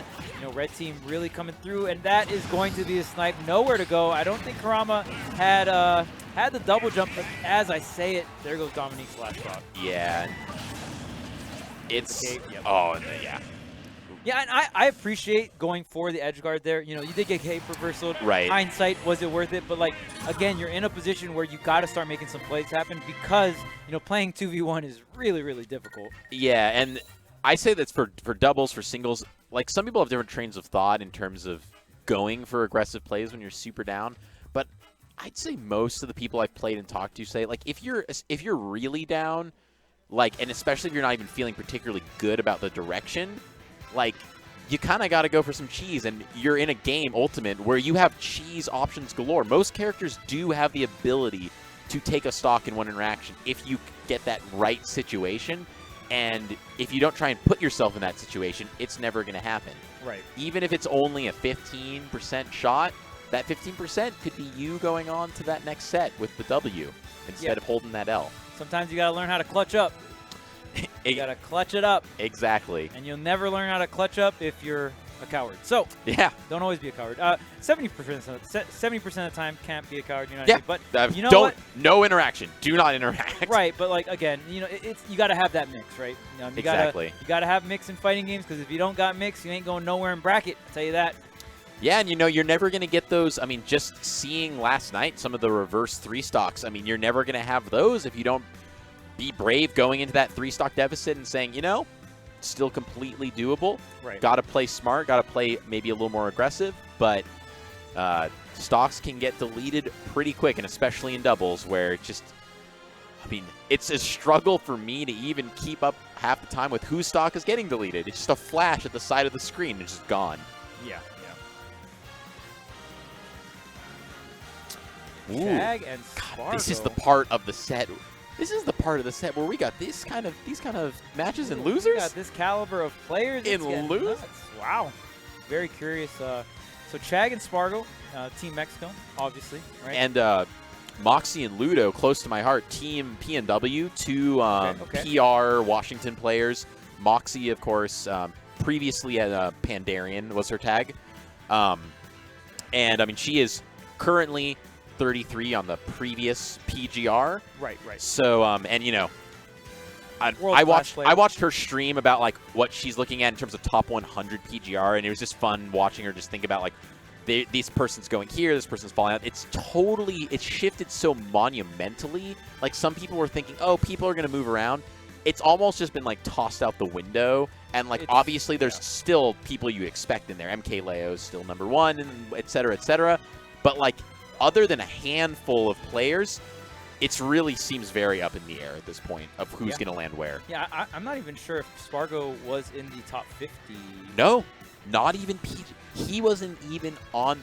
He wasn't PGR. If I'm sorry if I'm mistaken. I could be I'm wrong. 99% sure he was not even top 50, not even Area 51 if I'm mistaken. Yeah, and now, you know, yeah, it's been a while. It has been I a don't, while. Like, it's hard to remember the old Don't PGR, but- crucify us if we're wrong. Sorry, Spargo, but I'm like 90. Liars! Ah! I'm pretty sure he's an example, and I was always on the side of, if you're grinding on Wi-Fi, all the people are like, Wi-Fi is washed, it doesn't count. I'm like, well, counts is whatever, but people who grind the game consistently and compete, If you're playing the game a lot and competing a lot, it's going to help you be better at the game. It ding, ding, turns out. ding. Wow, that's Turns out. crazy. That's how it works. So the best example in our region is Justice, who's, I don't know where he is in this bracket, but a top cut. He was like a Oh, two, Justice, the Min player. yeah, We he saw was a just 2-2er, like solid player. solid 2-2er. Solid 2-2er who like, and you know, we always make fun of like solid 2-2er is actually probably a pretty strong player, Yeah. but then grinds like no one else on Wi-Fi. Immediately post COVID is taking sets off top players, and now there is no scenario where he's not like top 7 on the PR. Nice. So it just goes to show, like, if you grind on Wi-Fi and you're really serious about it, yeah, it turns out that it actually it helps you get better at the game. Yeah, yeah. Yeah, I mean, we were in like this weird era of like hard to get offline practice. Obviously, tournaments were hard to get to, and you know, now we're kind of kicking back. But Wi-Fi was really the only option. And I ran a Wi-Fi bracket in the I region locked it, and I really think for those region locked Wi-Fi brackets that like I required Ethernet, did Ethernet checks, and it was region locked. Right. So I did as much as possible to relegate for the, you know, god-awful netcode that we have to deal with. But when you control for that, and everyone's at least having a solid connection, it's maybe your execution practice isn't there because there is a lot of frame delay, but your knowledge, your game sense, your learning of matchups, you're still learning. You're still learning about how to play your character and what other people are capable of. So once you get, if you're going into the lab in training mode, and then you're coming out of COVID and you're thinking, oh, well, I've learned all this stuff, and now I can execute it offline. I just never understood the Wi-Fi hate in terms of, like, it's not going to help you. These players are washed and not really good. Spargo being a clear example of, like, nah, I'm really, really good at this game. Yeah, and top 16. So are we in best of 5 territory? Oh, yeah.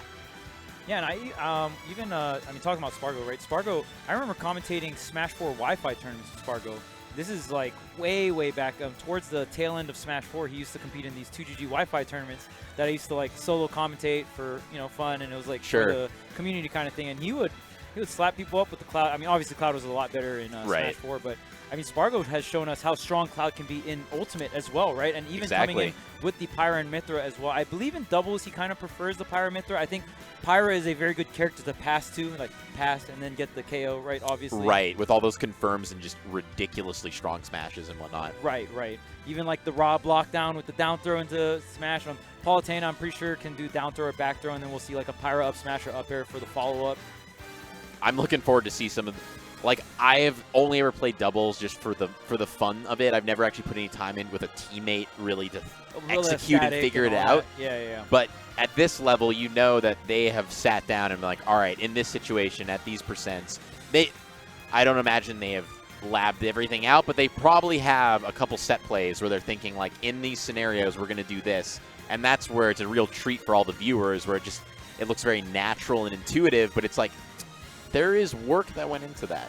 There is some practice that went into that. Even just doubles awareness. Double awareness is just something that you get more and more as you play doubles. But especially when you see top level, it's like this person win neutral, hits this person, this other person punishes that person, then that other person's teammate comes in and punishes the guy that punished them. You know what I mean? It's like this huge chain reaction of punishes. And that's like super top-notch doubles. I've always wanted to see I was talking about this with some people just earlier today. Even though I don't play a ton of doubles, I don't run a lot of doubles events, I enjoy watching it, enjoy commentating it, and I've always wanted to see a really well thought out doubles tier list. Yeah. And not actually in a single, like, let's say Little Mac is bottom tier, but in doubles, generally I've heard a lot of people say Little Mac is much better in doubles, just in the chaos. Most characters do, yeah. But like, I don't even want to see a singular, like, okay, Little Mac. I want to see like some person put together. This is an assignment for anyone who wants to do it. Like actual teams. And like, I know that sounds insane, yeah. but How many like, combinations would there be? well, and like, obviously you wouldn't want to do what is 70, what is it, 77, 8? 78 or 79 characters. If you include, well, that's if you, because PT is 3, right? So you got to. Oh yeah. 3 So and you 1 wouldn't want to do like everyone, because that would just be absurd. The graphic would look crazy. But just maybe do like a top, someone who's experienced in doubles. Do like a, here is, I don't know, 30 teams I have seen a lot really consistently. Or even just do a top cut. Like, I think these are the best teams. The top 15 best teams and why. I've free content for someone out there, a content creator. I never seen it. Oh yeah, that was a lot easier in Smash 4. Cloud in this guy, Cloud in that guy, Cloud in this guy. Cloud and Cloud. Yeah. There you go. It's just like 15 different Cloud variants, right? The tier list is just a static graphic of the cover of Final Fantasy VII. Yeah. Here you go. One big Cloud picture and then a bunch of little pictures next to the Cloud. Some other random characters that don't really matter. And there you go. Top 15 teams. So the only character to get banned in Smash 4 was Cloud in doubles. Oh right, I remember Double hearing Cloud. about that. I wasn't a super big part of Smash 4, but I do remember hearing Cloud come out, play him a little bit, and like, man, this character seems absurdly broken. Not really playing the game, and then hearing through the, I was like, man, they banned a character in some format, because like you always hear about bans potentially coming out, but then it usually doesn't happen. Right. Yeah. And I think it was only double Cloud specifically that got banned. So you can still use Cloud and Sheik. Yeah. It depended on the tournament. All right, going to be really interested. So Moxie going with her Pokemon trainer, Ludo with the Mario. This is their, tried and true. Everyone on their tried and true. And going to be really interested to see the game plans here. Absolutely. And then, of course, Chag on the Palutena. Chag known as one of the best Palutenas in the business, up there with Luis as well. And, Spargo on the Pyramithra. And I've been loving the combo from Spargo. We've been seeing the Pyramithra. We've been seeing the Cloud still come out. I know Spargo kind of had like this phase where he was trying out a bunch of different characters like Inkling and stuff like that. Right. But really feels like he's settled on his roster. Yeah, absolutely. And I'm not a huge fan of Pyramithra just because I feel like it's hard to tell who's playing them, if you know what I mean. Like, they kind of are just a little autopilot-y. If I'm going to say someone who I don't feel like that, it is Spargo. I feel like he has some personality to the way that he plays the character, and it's very fun to watch. Yeah. Nice pivot down tilt there, catching Moxie's dash attack. Spargo's Pyra, I like combine the words. Combine them together. Spargo's Pyra is very fun to watch, and I think that's where you really get to see like the individuality in his play, and you get to see him do a lot of cool stuff. Whew. That up air just catching both of them. He's still surviving. A lot of surviving. A lot of survival. There's generally not a lot of, we're starting to see some stocks disappear here, but everyone's kind of been living. Okay, on the ledge here, this back throw should do the trick. Yeah. There we go, and right now, we've still got 3 stocks onto, never mind, everyone at 2 stocks apiece. And Charizard, a big boy, definitely going to be able to live for a little bit longer. Back here, not going to connect. Charizard trying to get an offstage play. That is the biggest weakness of Pyramithra. A lot of players still trying to kind of push that advantage stage, try to get these early gifts off stage. The main thing is that double jump, the up smash. Ooh. Oh, gets interrupted though. And I think that could have been one. You saw the pause there with the potential set play. I think they were looking for it. Oh, the pivot cancel. F-tilt is going to take it though. Yeah, and you got to be really careful. I mean, there's some characters where you have very little lag on throws, so in doubles you can actually throw and just go immediately in the shield. Off the top of my head, like Diddy's one of those characters that you can kind of like throw in doubles and not get punished for, like they have to read you. Ooh, and Moxie just getting juggled up there with the up airs. Able to get back onto stage with the Flare Blitz. Okay, down air, up tilt, big damage onto Charizard here. Mario combo trying to get here onto the Palutena. And right now, Charizard is the one that is on the final stock here. There's the side B. That move takes so much command, so much area. Does oh, nice catch there. Oh, off the respawn platform as well. That was nice.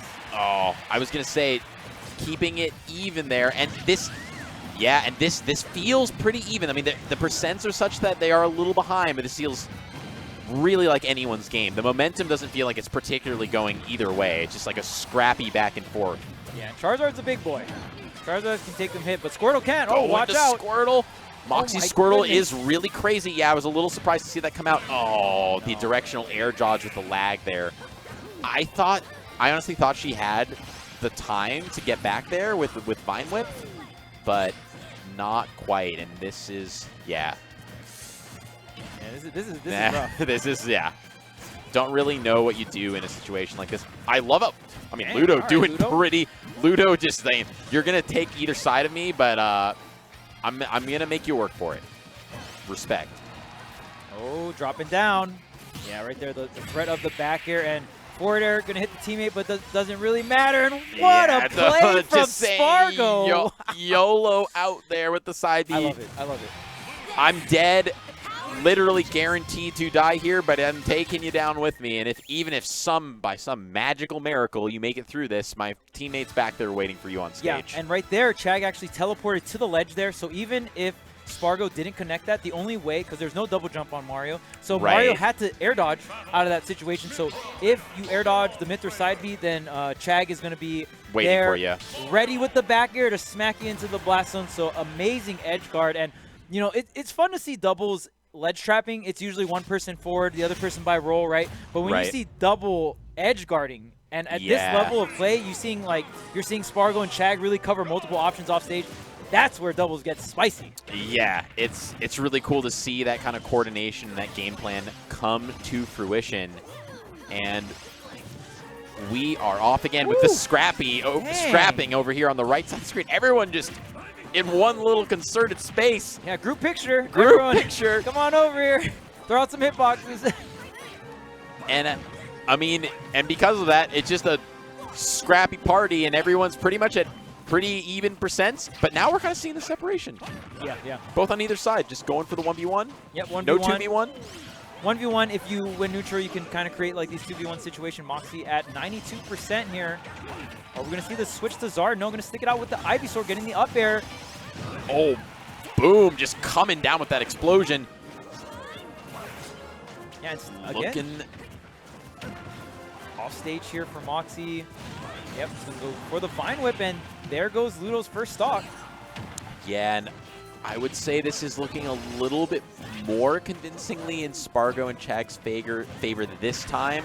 I don't know. I'm curious to see. I think Moxie. All right, I think that's what Moxie is. Just like, I like these platforms. I know she loves to get kills with Ivysaur there, but now going to the Zard.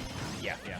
The deed is done. The up air has been connected with the Ivysaur. Now onto the Charizard for the stock tank. The up air not going to get quite the angle there.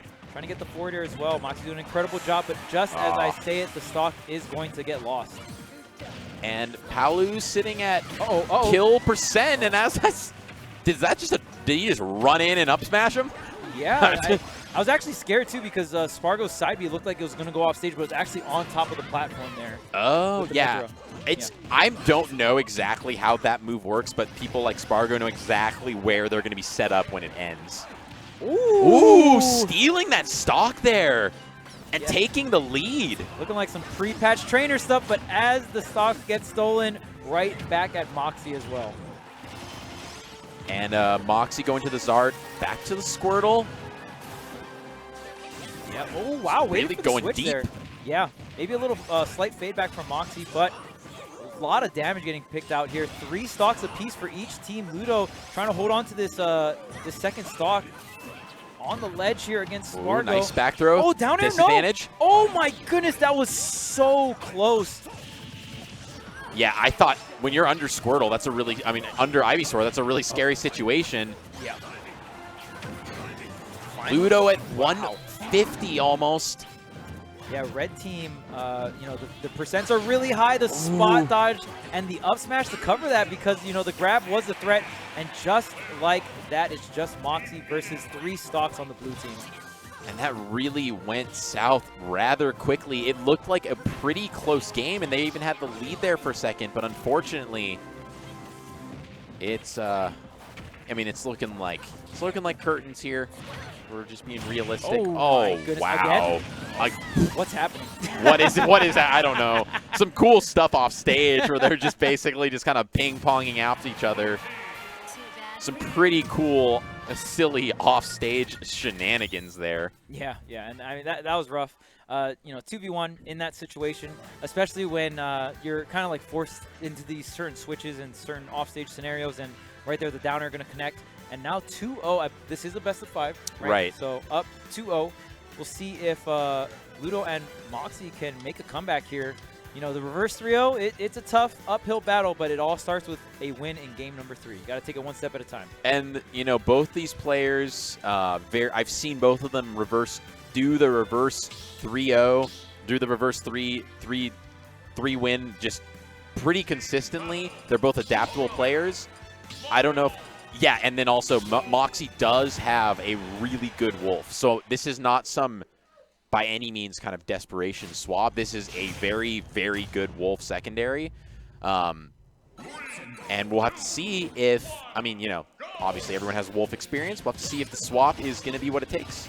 Yeah, I mean, that's like the blessing and curse of Wolf. Wolf, an incredibly strong character, but, you know, the curse is, well, such a good character that everyone plays him. And I've been talking about the idea of these characters like Wolf, like Joker, like Palu, where they're obviously they're amazing, top characters, but in brackets, sometimes everyone knows how to fight against them. There's nowhere to hide. All the tricks have been discovered for the most part. You know their game plans. So sometimes it's almost like a random, really good Dark Pit can be scarier, or just picking as random because you're like, I don't know what this character can do. Is there weird stuff I don't know about? Yeah, it's hard to be expected. Oh, man, the deepest going for it. Ooh, ledge drop, double jump there as well. Photon Edge barely making it back to the stage. The forward smash, ledge drop. Ooh, almost with the kill across the Oh, no. I really don't know what that was. Yeah, and that's unfortunate. I think she just thought she was going to be back on the stage after that like particular wall jump or ledge drop, double jump. So unfortunate for Moxie there. Got to just shake it off. Keep going. Okay. Oh, man, big conversion. That's the worst. Like, you SD and then you come back and you convert it to 50 and you're like, oh, how did I get here? What's going on? Ludo really being the tank of the team right now, living to almost 150 again, and he's been pretty consistently doing that, just like staying alive. And Moxie looking like the one that takes some stocks, gets the damage. Forward tilt here, follow off the ledge, and wow. Spargo getting a stock, but a forward smash connecting for Moxie here. And Ooh, we are evened up in terms of stock count. Oh, that was so close. That was such a good interruption from Chag there. You know, forced the early swing, and now Spargo was back on to stage, and the backer conversion after the forward throw. Wow. Yeah. Blue team looking real clean out here. And Spargo just allowed to recover off the side over there for free. It's like you invest sometimes in going for the 2v1, but if you don't capitalize on that and you just allow your opponent to get back completely for free, it's opportunity cost there. Yeah. And even just like Mexico in general, Mexico is such a great region at doubles, arguably probably one of the best regions at doubles. Their doubles awareness is so clutch, and we've seen Chag so many times kind of assist Spargo in those recovery situations, right? Like, oh snap, you're about to get 2-frame, come in, interrupt. And right. Even if you don't swing there, you just running up and shielding will make the other person think twice about going for set edge guard or 2-frame, right? It basically multiplies the amount of options they have to be considering in that moment. And even just if they're thinking about it, but continuing on their previous like flow chart, that could be 5 frames they thought about it. Right, literally. right. Creating just a slight hesitation, it could be enough for your teammate's stock to still be intact. And with that being said, we are 1 stock apiece across the board. Moxie, definitely a kill percent, but everyone else still living for a little bit here. Moxie, okay to just kind of sit back and shoot some lasers. Whew. Spargo saying, I'm trying to end you right now. Yeah, this is where Moxie has to play very evasive, 127%. Palutena and Pyra, you know, definitely not characters to scoff at, but the back air And all of a sudden, it's a 2v1, and still a little bit dangerous here. Yeah. As I said, yeah. Oh, tried to go for the cape on the Photon Edge there, but not enough. The Pyra, the hunt down. Oh, not fast enough to get the up smash there. All right, and let's see. Plenty of experience on both these characters on both sides of the sticks right now. I know that Ludo's a very neutral-based, kind of safe, methodical Mario. Yeah. Spargo is kind of a frenetic player, so it's going to be interesting to see, and the back air is going to take it. Yep. Spargo, kind of throwing out those lingering hitbox just in case the Mario goes for the wall jump there. Great coverage coming out, and 3-0 victory here for Spargo and Chag, moving on the losers bracket. Very surprising to even see them down here, honestly. That's the caliber of talent we've got here today, that these are the kind of players in losers bracket. Really speaks to what we're seeing here. And you started to see the adaptation there. I mean, last stock, last hit there, they were starting to figure it out. And, if we were in a best of 10 situation, there maybe it would look a little different, but you got 5 sets to work with, and the 3-0 is going to... Oh, okay. So I believe we have Dark, Wizzy, and Ned sitting down on the sticks right now. So we're going to see that Mario and that Sephiroth. I think that was actually the first versus Fatality and Myron. We actually saw Dark, Wizzy, and Ned. That was the first match of this block, actually. So kind of seeing them return to the sticks. They have somewhat survived this crazy Shark Tank of the doubles bracket. So they got one more match to keep on going here, and I believe this is probably a top 8 qualifier. Yep. It's the last one. All right, so we'll see which team is going to elevate into that upper echelon, the top 8 of the bracket. And of course, in Smash culture, top 8 is a very prestige part of the bracket to get to. Very difficult. This game is hard, and there's a lot of good players. It's rough. And yeah, everyone who makes their first, I've talked to people after they made their first top 8 as a TO. I kind of keep track of who's, it's a big moment. And it really is like, for any up and coming player especially, it is a huge moment. And they never care about the fact that oftentimes that'll be payout. They could care less about that. It's just about the fact that they're on that, the top 8 graphic, and they're getting called out. And, I say they don't care about the payout, but at the same time, it's like the fact that they are getting anything, they're like, because of my skill in the game, it could be $1. It doesn't even matter. Yeah. They're just like, it's this validating moment. Yep. Now, maybe that's not as relevant for everyone we're talking about here. Been to the top 8, stage a bunch of times, but they all want to be there. They all want to make that path all the way and take it potentially to Grands on the loser side. Yeah, and I mean, it's a big moment. Even like you said, a lot of validation, right? There's a lot of players that are very good, maybe get, a lot. I'd say like 99% of players get nerves. There are a very small handful of players that are just like, meh, I don't get nervous. But if for the most part, rare breed, right? Yeah, if you're human, you will get nervous. So it's how you deal with those nerves and how you overcome that. Yeah, right? It's a huge learning experience, and even I tell a ton of players, like, even if you come into the Smash community and you don't really necessarily get to your goals in terms of playing, you learn a lot about yourself, putting yourself in these stressful scenarios or just like grinding in general, right? And you learn a lot about yourself and how to overcome specific feelings, and that kind of stuff goes on with you for the rest of your life. I'm glad you mentioned that. People don't talk enough about how like playing, commentating, TOing, it helps you. If you take it seriously, it really does help you just generally. Yeah. If you apply this mentally, it just can help you level up as a person. But we're going to have to see who's leveling up here to get out of top 8 as we start this Fatality Myron versus Dark, Wizzy, and Ned. Yeah, and Sephiroth, a character that can give Olimar some trouble. When you outrange Olimar, it can get really difficult here. But when you have Falcon on your side. Yeah, and huge is generally just fan of the Falcon, just the craziness of what he can execute, just touches you and can kill you. Interesting to see how this combo of Olimar and Falcon work together. Gimp, not quite going to work. The patience there from Fatality going to let him get back. And look at this. What is happening on the left side of the stage? I don't know what. Someone died. Fatality got exploded. It was really tough to see what was going on, to be honest. Yeah, and oh man, Sephiroth, one of the harder characters to ledge trap. That triple jump with the wing especially can be very tricky. And his up B, you just got to respect that move. Yeah, you got to hold it. You can't. It's so hard to whiff punish that move.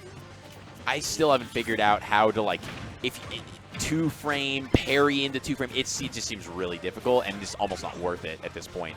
Someone's going to figure it out. Oh, man. I mean, there's so when I play Fox specifically against that move, I'll actually grab the ledge and normal get up through all the slashes, and then once I'm done with my normal get up, time it so my normal get up ending, and then I can down smash the re-grab. It has to be a re-grab, though. Okay, sure. But, like, that's so specific. That's pretty niche, and you've probably still got a semi-tight timing window. Yes, you're like reading that they're going to go for the, you know, on a re-grab, right? Right. Like, everyone kind of just jockeying for position here. Myron still holding on to those 3 stocks, and the lightest, I believe, I want to say the lightest character, although I know Sephiroth is pretty light as well. I believe Sephiroth and Olimar are around the same weight. Are they? Yeah, I was going to say, I haven't looked at the weight chart since DLC has all come out. Yeah, Pac 2 has some light ones. They do. They really do, because, yeah, Sora also pretty light. Yep.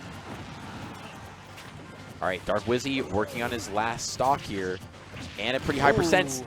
Diaz going to keep him alive. I don't know if he can live through another one of those command grabs. Dark Wizzy kind of getting messed up here in terms of stock count. On the last one here, very high percents, but also Fatality. Maybe this is the tipping point of a lot of the doubles matches, right? Can Dark Wizzy survive? Can he take the stock here? It's going to get the nice nair.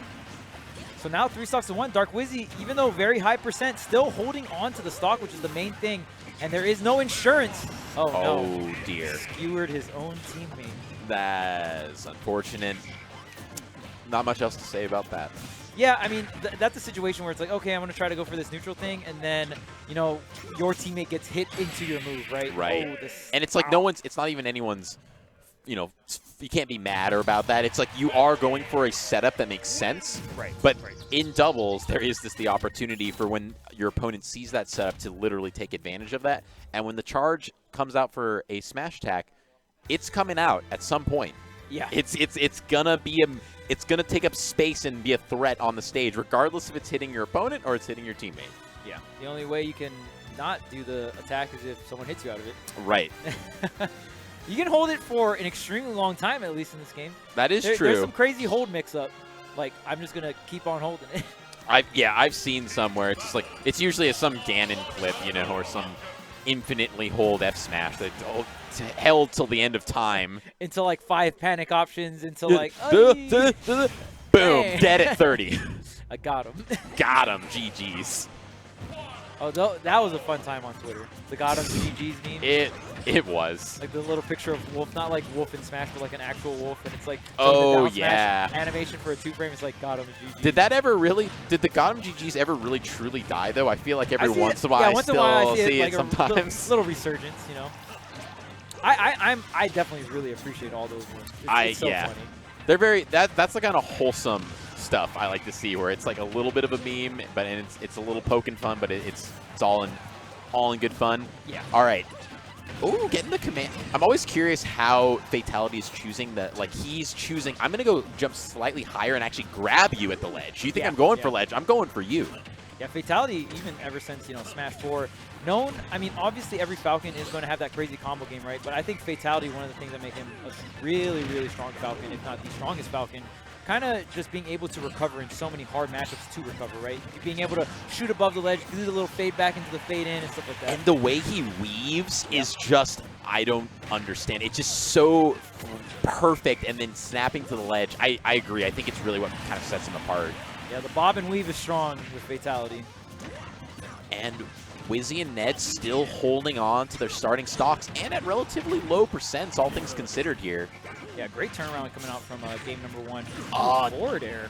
Uncharacteristic. I don't want to call it quite SD, but like miscalculation on the recovery there from Ned. Okay, Ned just going to stay on stage here and look at these short hops, man.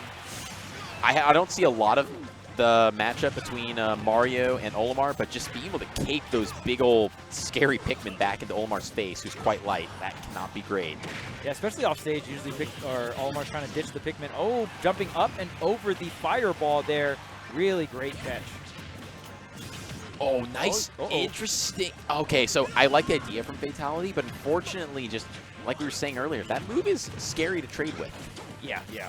And, I mean, the wing wasn't even necessarily out yet, but we're trying to get a setup on the KO. When you, the dream scenario against Sephiroth is like, okay, I'm going to abuse your weight, get the KO at around 80 or 90% as you get wing, and I KO you, right? Right. Oh. Right now, Sephiroth crushing some dreams right now. Yeah, this is the ping pong match here. Yeah. This Very is reminiscent to just Smash 4 Cloud naring back at you. Like, oh, throw in the Cloud, nair back at you. All right, hit him back, nair back at you. This actually is hilarious, though. It's like the F-tilt ping pong here. Yep. Oh, the edge guard here tried to. Oh, man, Fatality recovering against Through both. 2 people. Like, wow, as Falcon, that is crazy. Yeah, because the thing with Falcon. Oh Oh my my God! Just a knee at a disadvantage and then getting spiked. I mean, that's one for the viewers. That's a clip for the viewers right there, if there was ever one. Yeah, at least Oh, Fatality man. went out with a statement. Saying, You're trying to edge guard me? Like, hello, sir. knee of justice. Goodbye. And then you get Aerith dive too. Yeah. But it's okay. It's okay. You got the knee. You got the knee. Yeah, that was Yeah, worth. Hashtag- Absolutely worth. Hashtag worth for sure. And that's one thing I love about in doubles, even if you're, there's 1 stock to 4 there, there's still memes to be created in the so many. context of the game. And Yes. that right there, way off the side of the screen with the knee, that's what we like to see. Yeah, and even honestly, you have again when you're down like that, going for plays like that, it's like, okay, I'm edge guarding this player. Like, they're probably not going to go for a KO move, right? You get the KO move. Obviously, Ned was still able to get the 2-frame, but Right. if Ned missed it, again, these are humans on the stick. They can mess up their follow-ups, right? Then you kind of try to get back on stage and try to get this 2v1 going, right? And, yeah, and Falcon, if there's anyone who can shake you mentally, Falcon is one of those players who can really start to get in your head. Falcon can traumatize you. Yeah. And as we're saying this, Falcon traumatizing Wizzy off stage with the side B. Just going to spike him into the blast zone with the first kill of the match. Yeah, this set definitely going back and forth in terms of just like, oh, it's a reverse up B, and Ned still trying to edge guard both players at the same time. Dark Wizzy hanging on stage, being that backup here. Okay. Both Myron and Fatality kind of in the corner here. Ned's big sword just saying, you're staying out there and not able to get over the top. Yeah, Ned is playing such a great position in combination with Dark Wizzy kind of playing that frontal role. And Ned is swinging the sword in a sense where it's like, okay, if it gives enough time for Wizzy to shield, or it just covers all the areas that Wizzy can't really pressure, right? Exactly. It's just such a giant sword. It's kind of almost hilarious how massive it is. And I'd say another character that kind of starts to get in your head a little bit, deleting him with the F-tilt. Ned's wing running out because he got too much hits, so that is the only way Sephiroth can really lose the wing is by the amount of stock / damage Sephiroth does take. Right. Things after all the chaos of the initial stocks, though, kind of evening out here a little bit. Yeah, yeah. Water's 2 stocks, yeah. Calming down. Calming down. Okay, wing online here for Ned, though.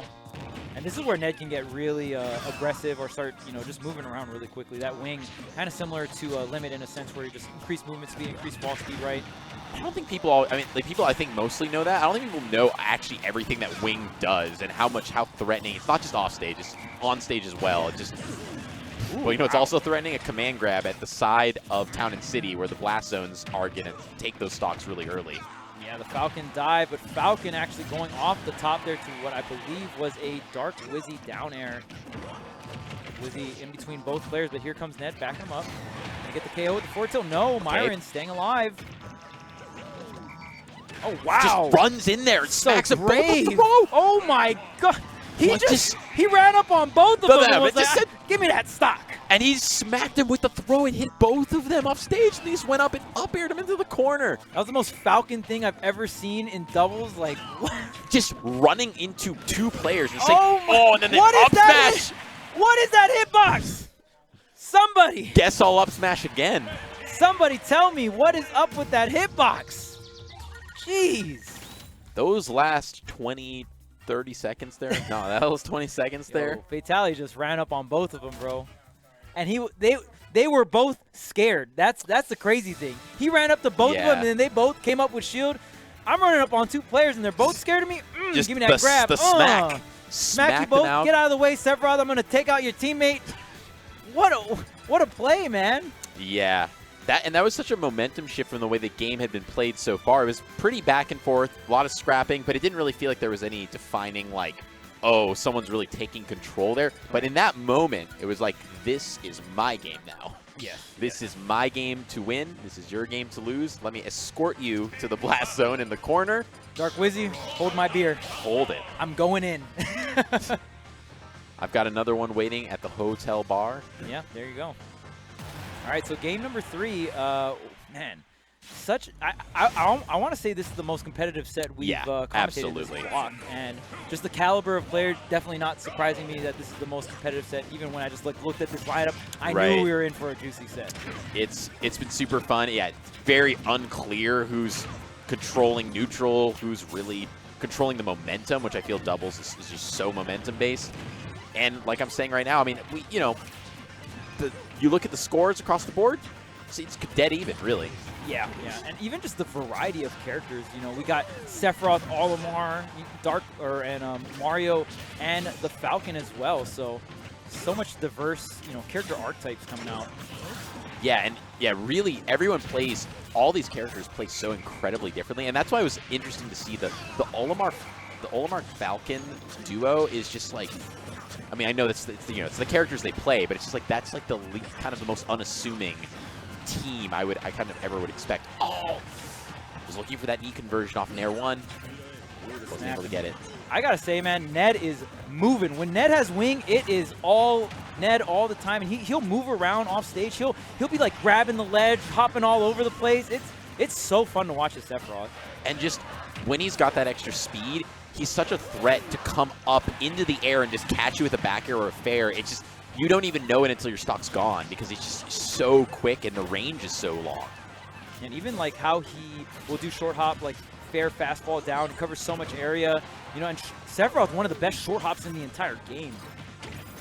Yeah, it's funny you mentioned that specific, as we were saying, that gets deleted, but a lot of Sephiroths I see, they're just sitting there, their backs to you, they're just short hopping, boop, boop, boop, like on a pogo stick. Just come at me because it's just so threatening. Yeah. So much aerial threats, and I mean, just like when your short hop's that low, it's just fantastic. Look at here, Dark Wizzy and Myron both on the stock tanking duty, and just as I say it, there goes Dark Wizzy, but the lightest character in the bunch. All right, there we go. I couldn't just commentate curse Dark Wizzy. We gotta share the love. We gotta share it around. Gotta make sure it gets deleted. It's been funny though. I think pretty consistently Myron has been like the tankier one, which is ironic considering the weight disparity. Falcon, a pretty big boy, pretty heavy. Yeah, the little astronaut kind of putting in work with the whistle, right? You're light, but you do have that armor defensive mechanic with the whistle. Right, exactly. Okay, so Dark Wizzy and Fatality up front. Interesting there. That just a little bit of a kind of ping pong action, getting a 2v1 there, and that's going to put them in a 1 stock deficit. Ned with the wing as well. You don't want to die at this percent. You want to get as much value off the wing. We see playing a very defensive ping-ponging back and forth, and just like that, Fatality taking 48%. I'm frankly lucky he didn't take more. In disadvantage, though, hops up and catches the back air. Oh, he's going for it. I think he's going to make it back. If he doesn't get, he goes for it, and that's a trade off the side to confirm into 2v1. Yeah, and remember we were talking about value off that wing? Right. Yeah, I think Ned got that value. And now we're seeing the ping pong match of the century right here. Jeez, man. And look at this. Going to go for the neutral B. And now, that shield was looking real small. I love when Sephiroths go for the off. I'm still just like, I love when they go for it. It's just, the character's already pretty hype, has some cool stuff, but I love how they can just really just be like, I'm going to die, but I'm going to take you out in a slow motion cutscene. Oh, yeah, for sure. And even throwing the neutral B above. At that point, Fatality had no double jump. And Ned was just moving the queen in for the checkmate edge guard. You know what I mean? Right. The directional air dodge, and there's the up smash to close it out. Of course, we are going to have a Game 5 situation against both of these teams. Really closing out our block, man. Yeah. really couldn't have asked for a better way to end this block. I mean, we've seen, frankly, a lot of fairly dominating sets where it's like you start to see everyone in at this level is capable of adaptation. So I think a lot of those, even if it's a 3-0, we see in that game 3, we see the inklings of adaptation beginning, and like they're starting to figure it out, and it might be last stock, last hit. But here, it's just blow for blow, back and forth. No one really seems in control of the match. Yeah, and even just like we're seeing so much aggression from so many different characters, right? Like you see Fatality just running up on both players, taking out both of them, and that's the for me. That's the highlight so far, because I know you so rarely see grab hits get 2 people. Right. And he buffered the grab too, so he was still like kind of sliding forward to get to hit both of them. Yeah, that was definitely some Falcon vibe stuff right there. It was. Inklings of Smash 4 Falcon, where he'd slide across the stage on roller skates. All right. The red team kind of controlling the center stage, kind of splitting the two, and that's when in doubles you're commanding the at least the opener, right? You have center stage, and at any moment you can back your teammate up, right? You're kind of like back to back, taking on the world. Yeah, making sure that they're focusing on recovering, not controlling stage. But as we say that, the little light spaceman is going to get deleted by a giant sword off the top. Yeah, and Myron was actually the one we mentioned earlier. The kind of felt like the stock tank for red team, and I feel like this is going to be a Formula 4 success for the blue team. If you're able to really convert and get Myron, on the back foot early, that could be a huge W. Yeah, and I think maybe they're thinking, why are we letting this super light character live so long? We should be capitalizing on that lightweight. I think that that's needs to be part of the plan there. Just delete that. Don't let him live for as long. Now we're seeing Fatality be what you almost more expect, the tank there. I'm just cursing people. I'm sorry. There we go. All right, so Ned also going to lose that stock. All the light characters getting blown out of the water here, but Dark Wizzy standing alone with the classic Mario. 3 stocks here. Everyone already on their second stock, and Byron leading quite a bit here. 93% on that little spaceman. Yeah, and at 100, a lot of stuff's going to kill. Certainly a back air or just a lot of stuff from Sephiroth. All right, they're kind of just letting him return to stage. Toss out his purple. Yeah, his purple's on deck. That's pretty key. Ooh, but an F-tilt also to your face is going to be key. Yeah, Ned has been doing a fantastic job of, like, we've seen Ned get so many kills with so many variety of moves, right? The up smash, the up air, back air fair. These F-tilts looking on point. The upstage suicide up B. Yeah, we're checking off everything here for Ned. The up smash that thing covers, I swear. It's just like this circle there on the screen. It's kind of absurd. This whole area is the no-no area. No zone, yeah. This is the KO zone. We're just going to get, again! And that's going to kill, was that 88%? We had a charge on that up smash That was, yeah. And I mean, Wizzy's still on this. Wizzy's still has 3 stocks. Yeah, I mean, that's momentum like crazy out here. And, oh my goodness. The interaction there with, I thought it was tech, but I don't think it actually was. I think it was, that looked untechable, and then Fatality got blown up by Sephiroth. But honestly, it happened so fast, I'm not 100% sure. Sephiroth just standing there. Hello. Yep. And at this point, it's like, man, can Fatality even get back onto the stage? Right? Yeah, he did the thing again. I don't care if you got 5-4 stocks. Who cares? I'm running up on you. And Ned's still at 167% on the Sephiroth. That is so impressive. Very tall, very light character. And getting the fireball Gimp. Double jump snipe there. Blue team, Dark Wizzy and Ned is going to move on to top 8. And yes, Sephiroth. remember the M2K? Remember that clip? Oh, yeah. Sephiroth. Just the way he said, oh my, I'll always remember that. Sephiroth has the most baller, the coolest windscreen, the flames coming through. Sephiroth. It's so cool. It's so cool. Awesome. And yeah, moving on here to top 8, which is going to be, I mean, if this, we were watching loser side matches, and they, like, stuff like this, incredibly exciting, incredibly competitive. So can only imagine what top 8's about to be like. Absolutely. Satellite Smash. Right. Make sure to tune in. Yes, make sure to tune in right now. We're probably going to host it on over to them. But I hope you guys enjoyed our doubles block. We had a bunch of fantastic matches. Charles here with Goose. Yeah. Had a fantastic block. Thanks so much. Thinks for coming on and assisting me. I was fighting the fight out you were here. fighting the fight by yourself. I was so happy I was able to come in. Thanks to everyone viewing in chat. Make sure to head on over to Satellite Smash. And, keep tuning in this weekend. We're really just getting started here at Port Priority 6. And the rest of doubles here for tonight and tomorrow, more Top Cut. Absolutely. All right, well, we will see you guys. Shout-outs to Port Priority and all the production, and you guys in chat. Make sure to tune in for the rest of Top 8. Peace out. Peace out, everyone.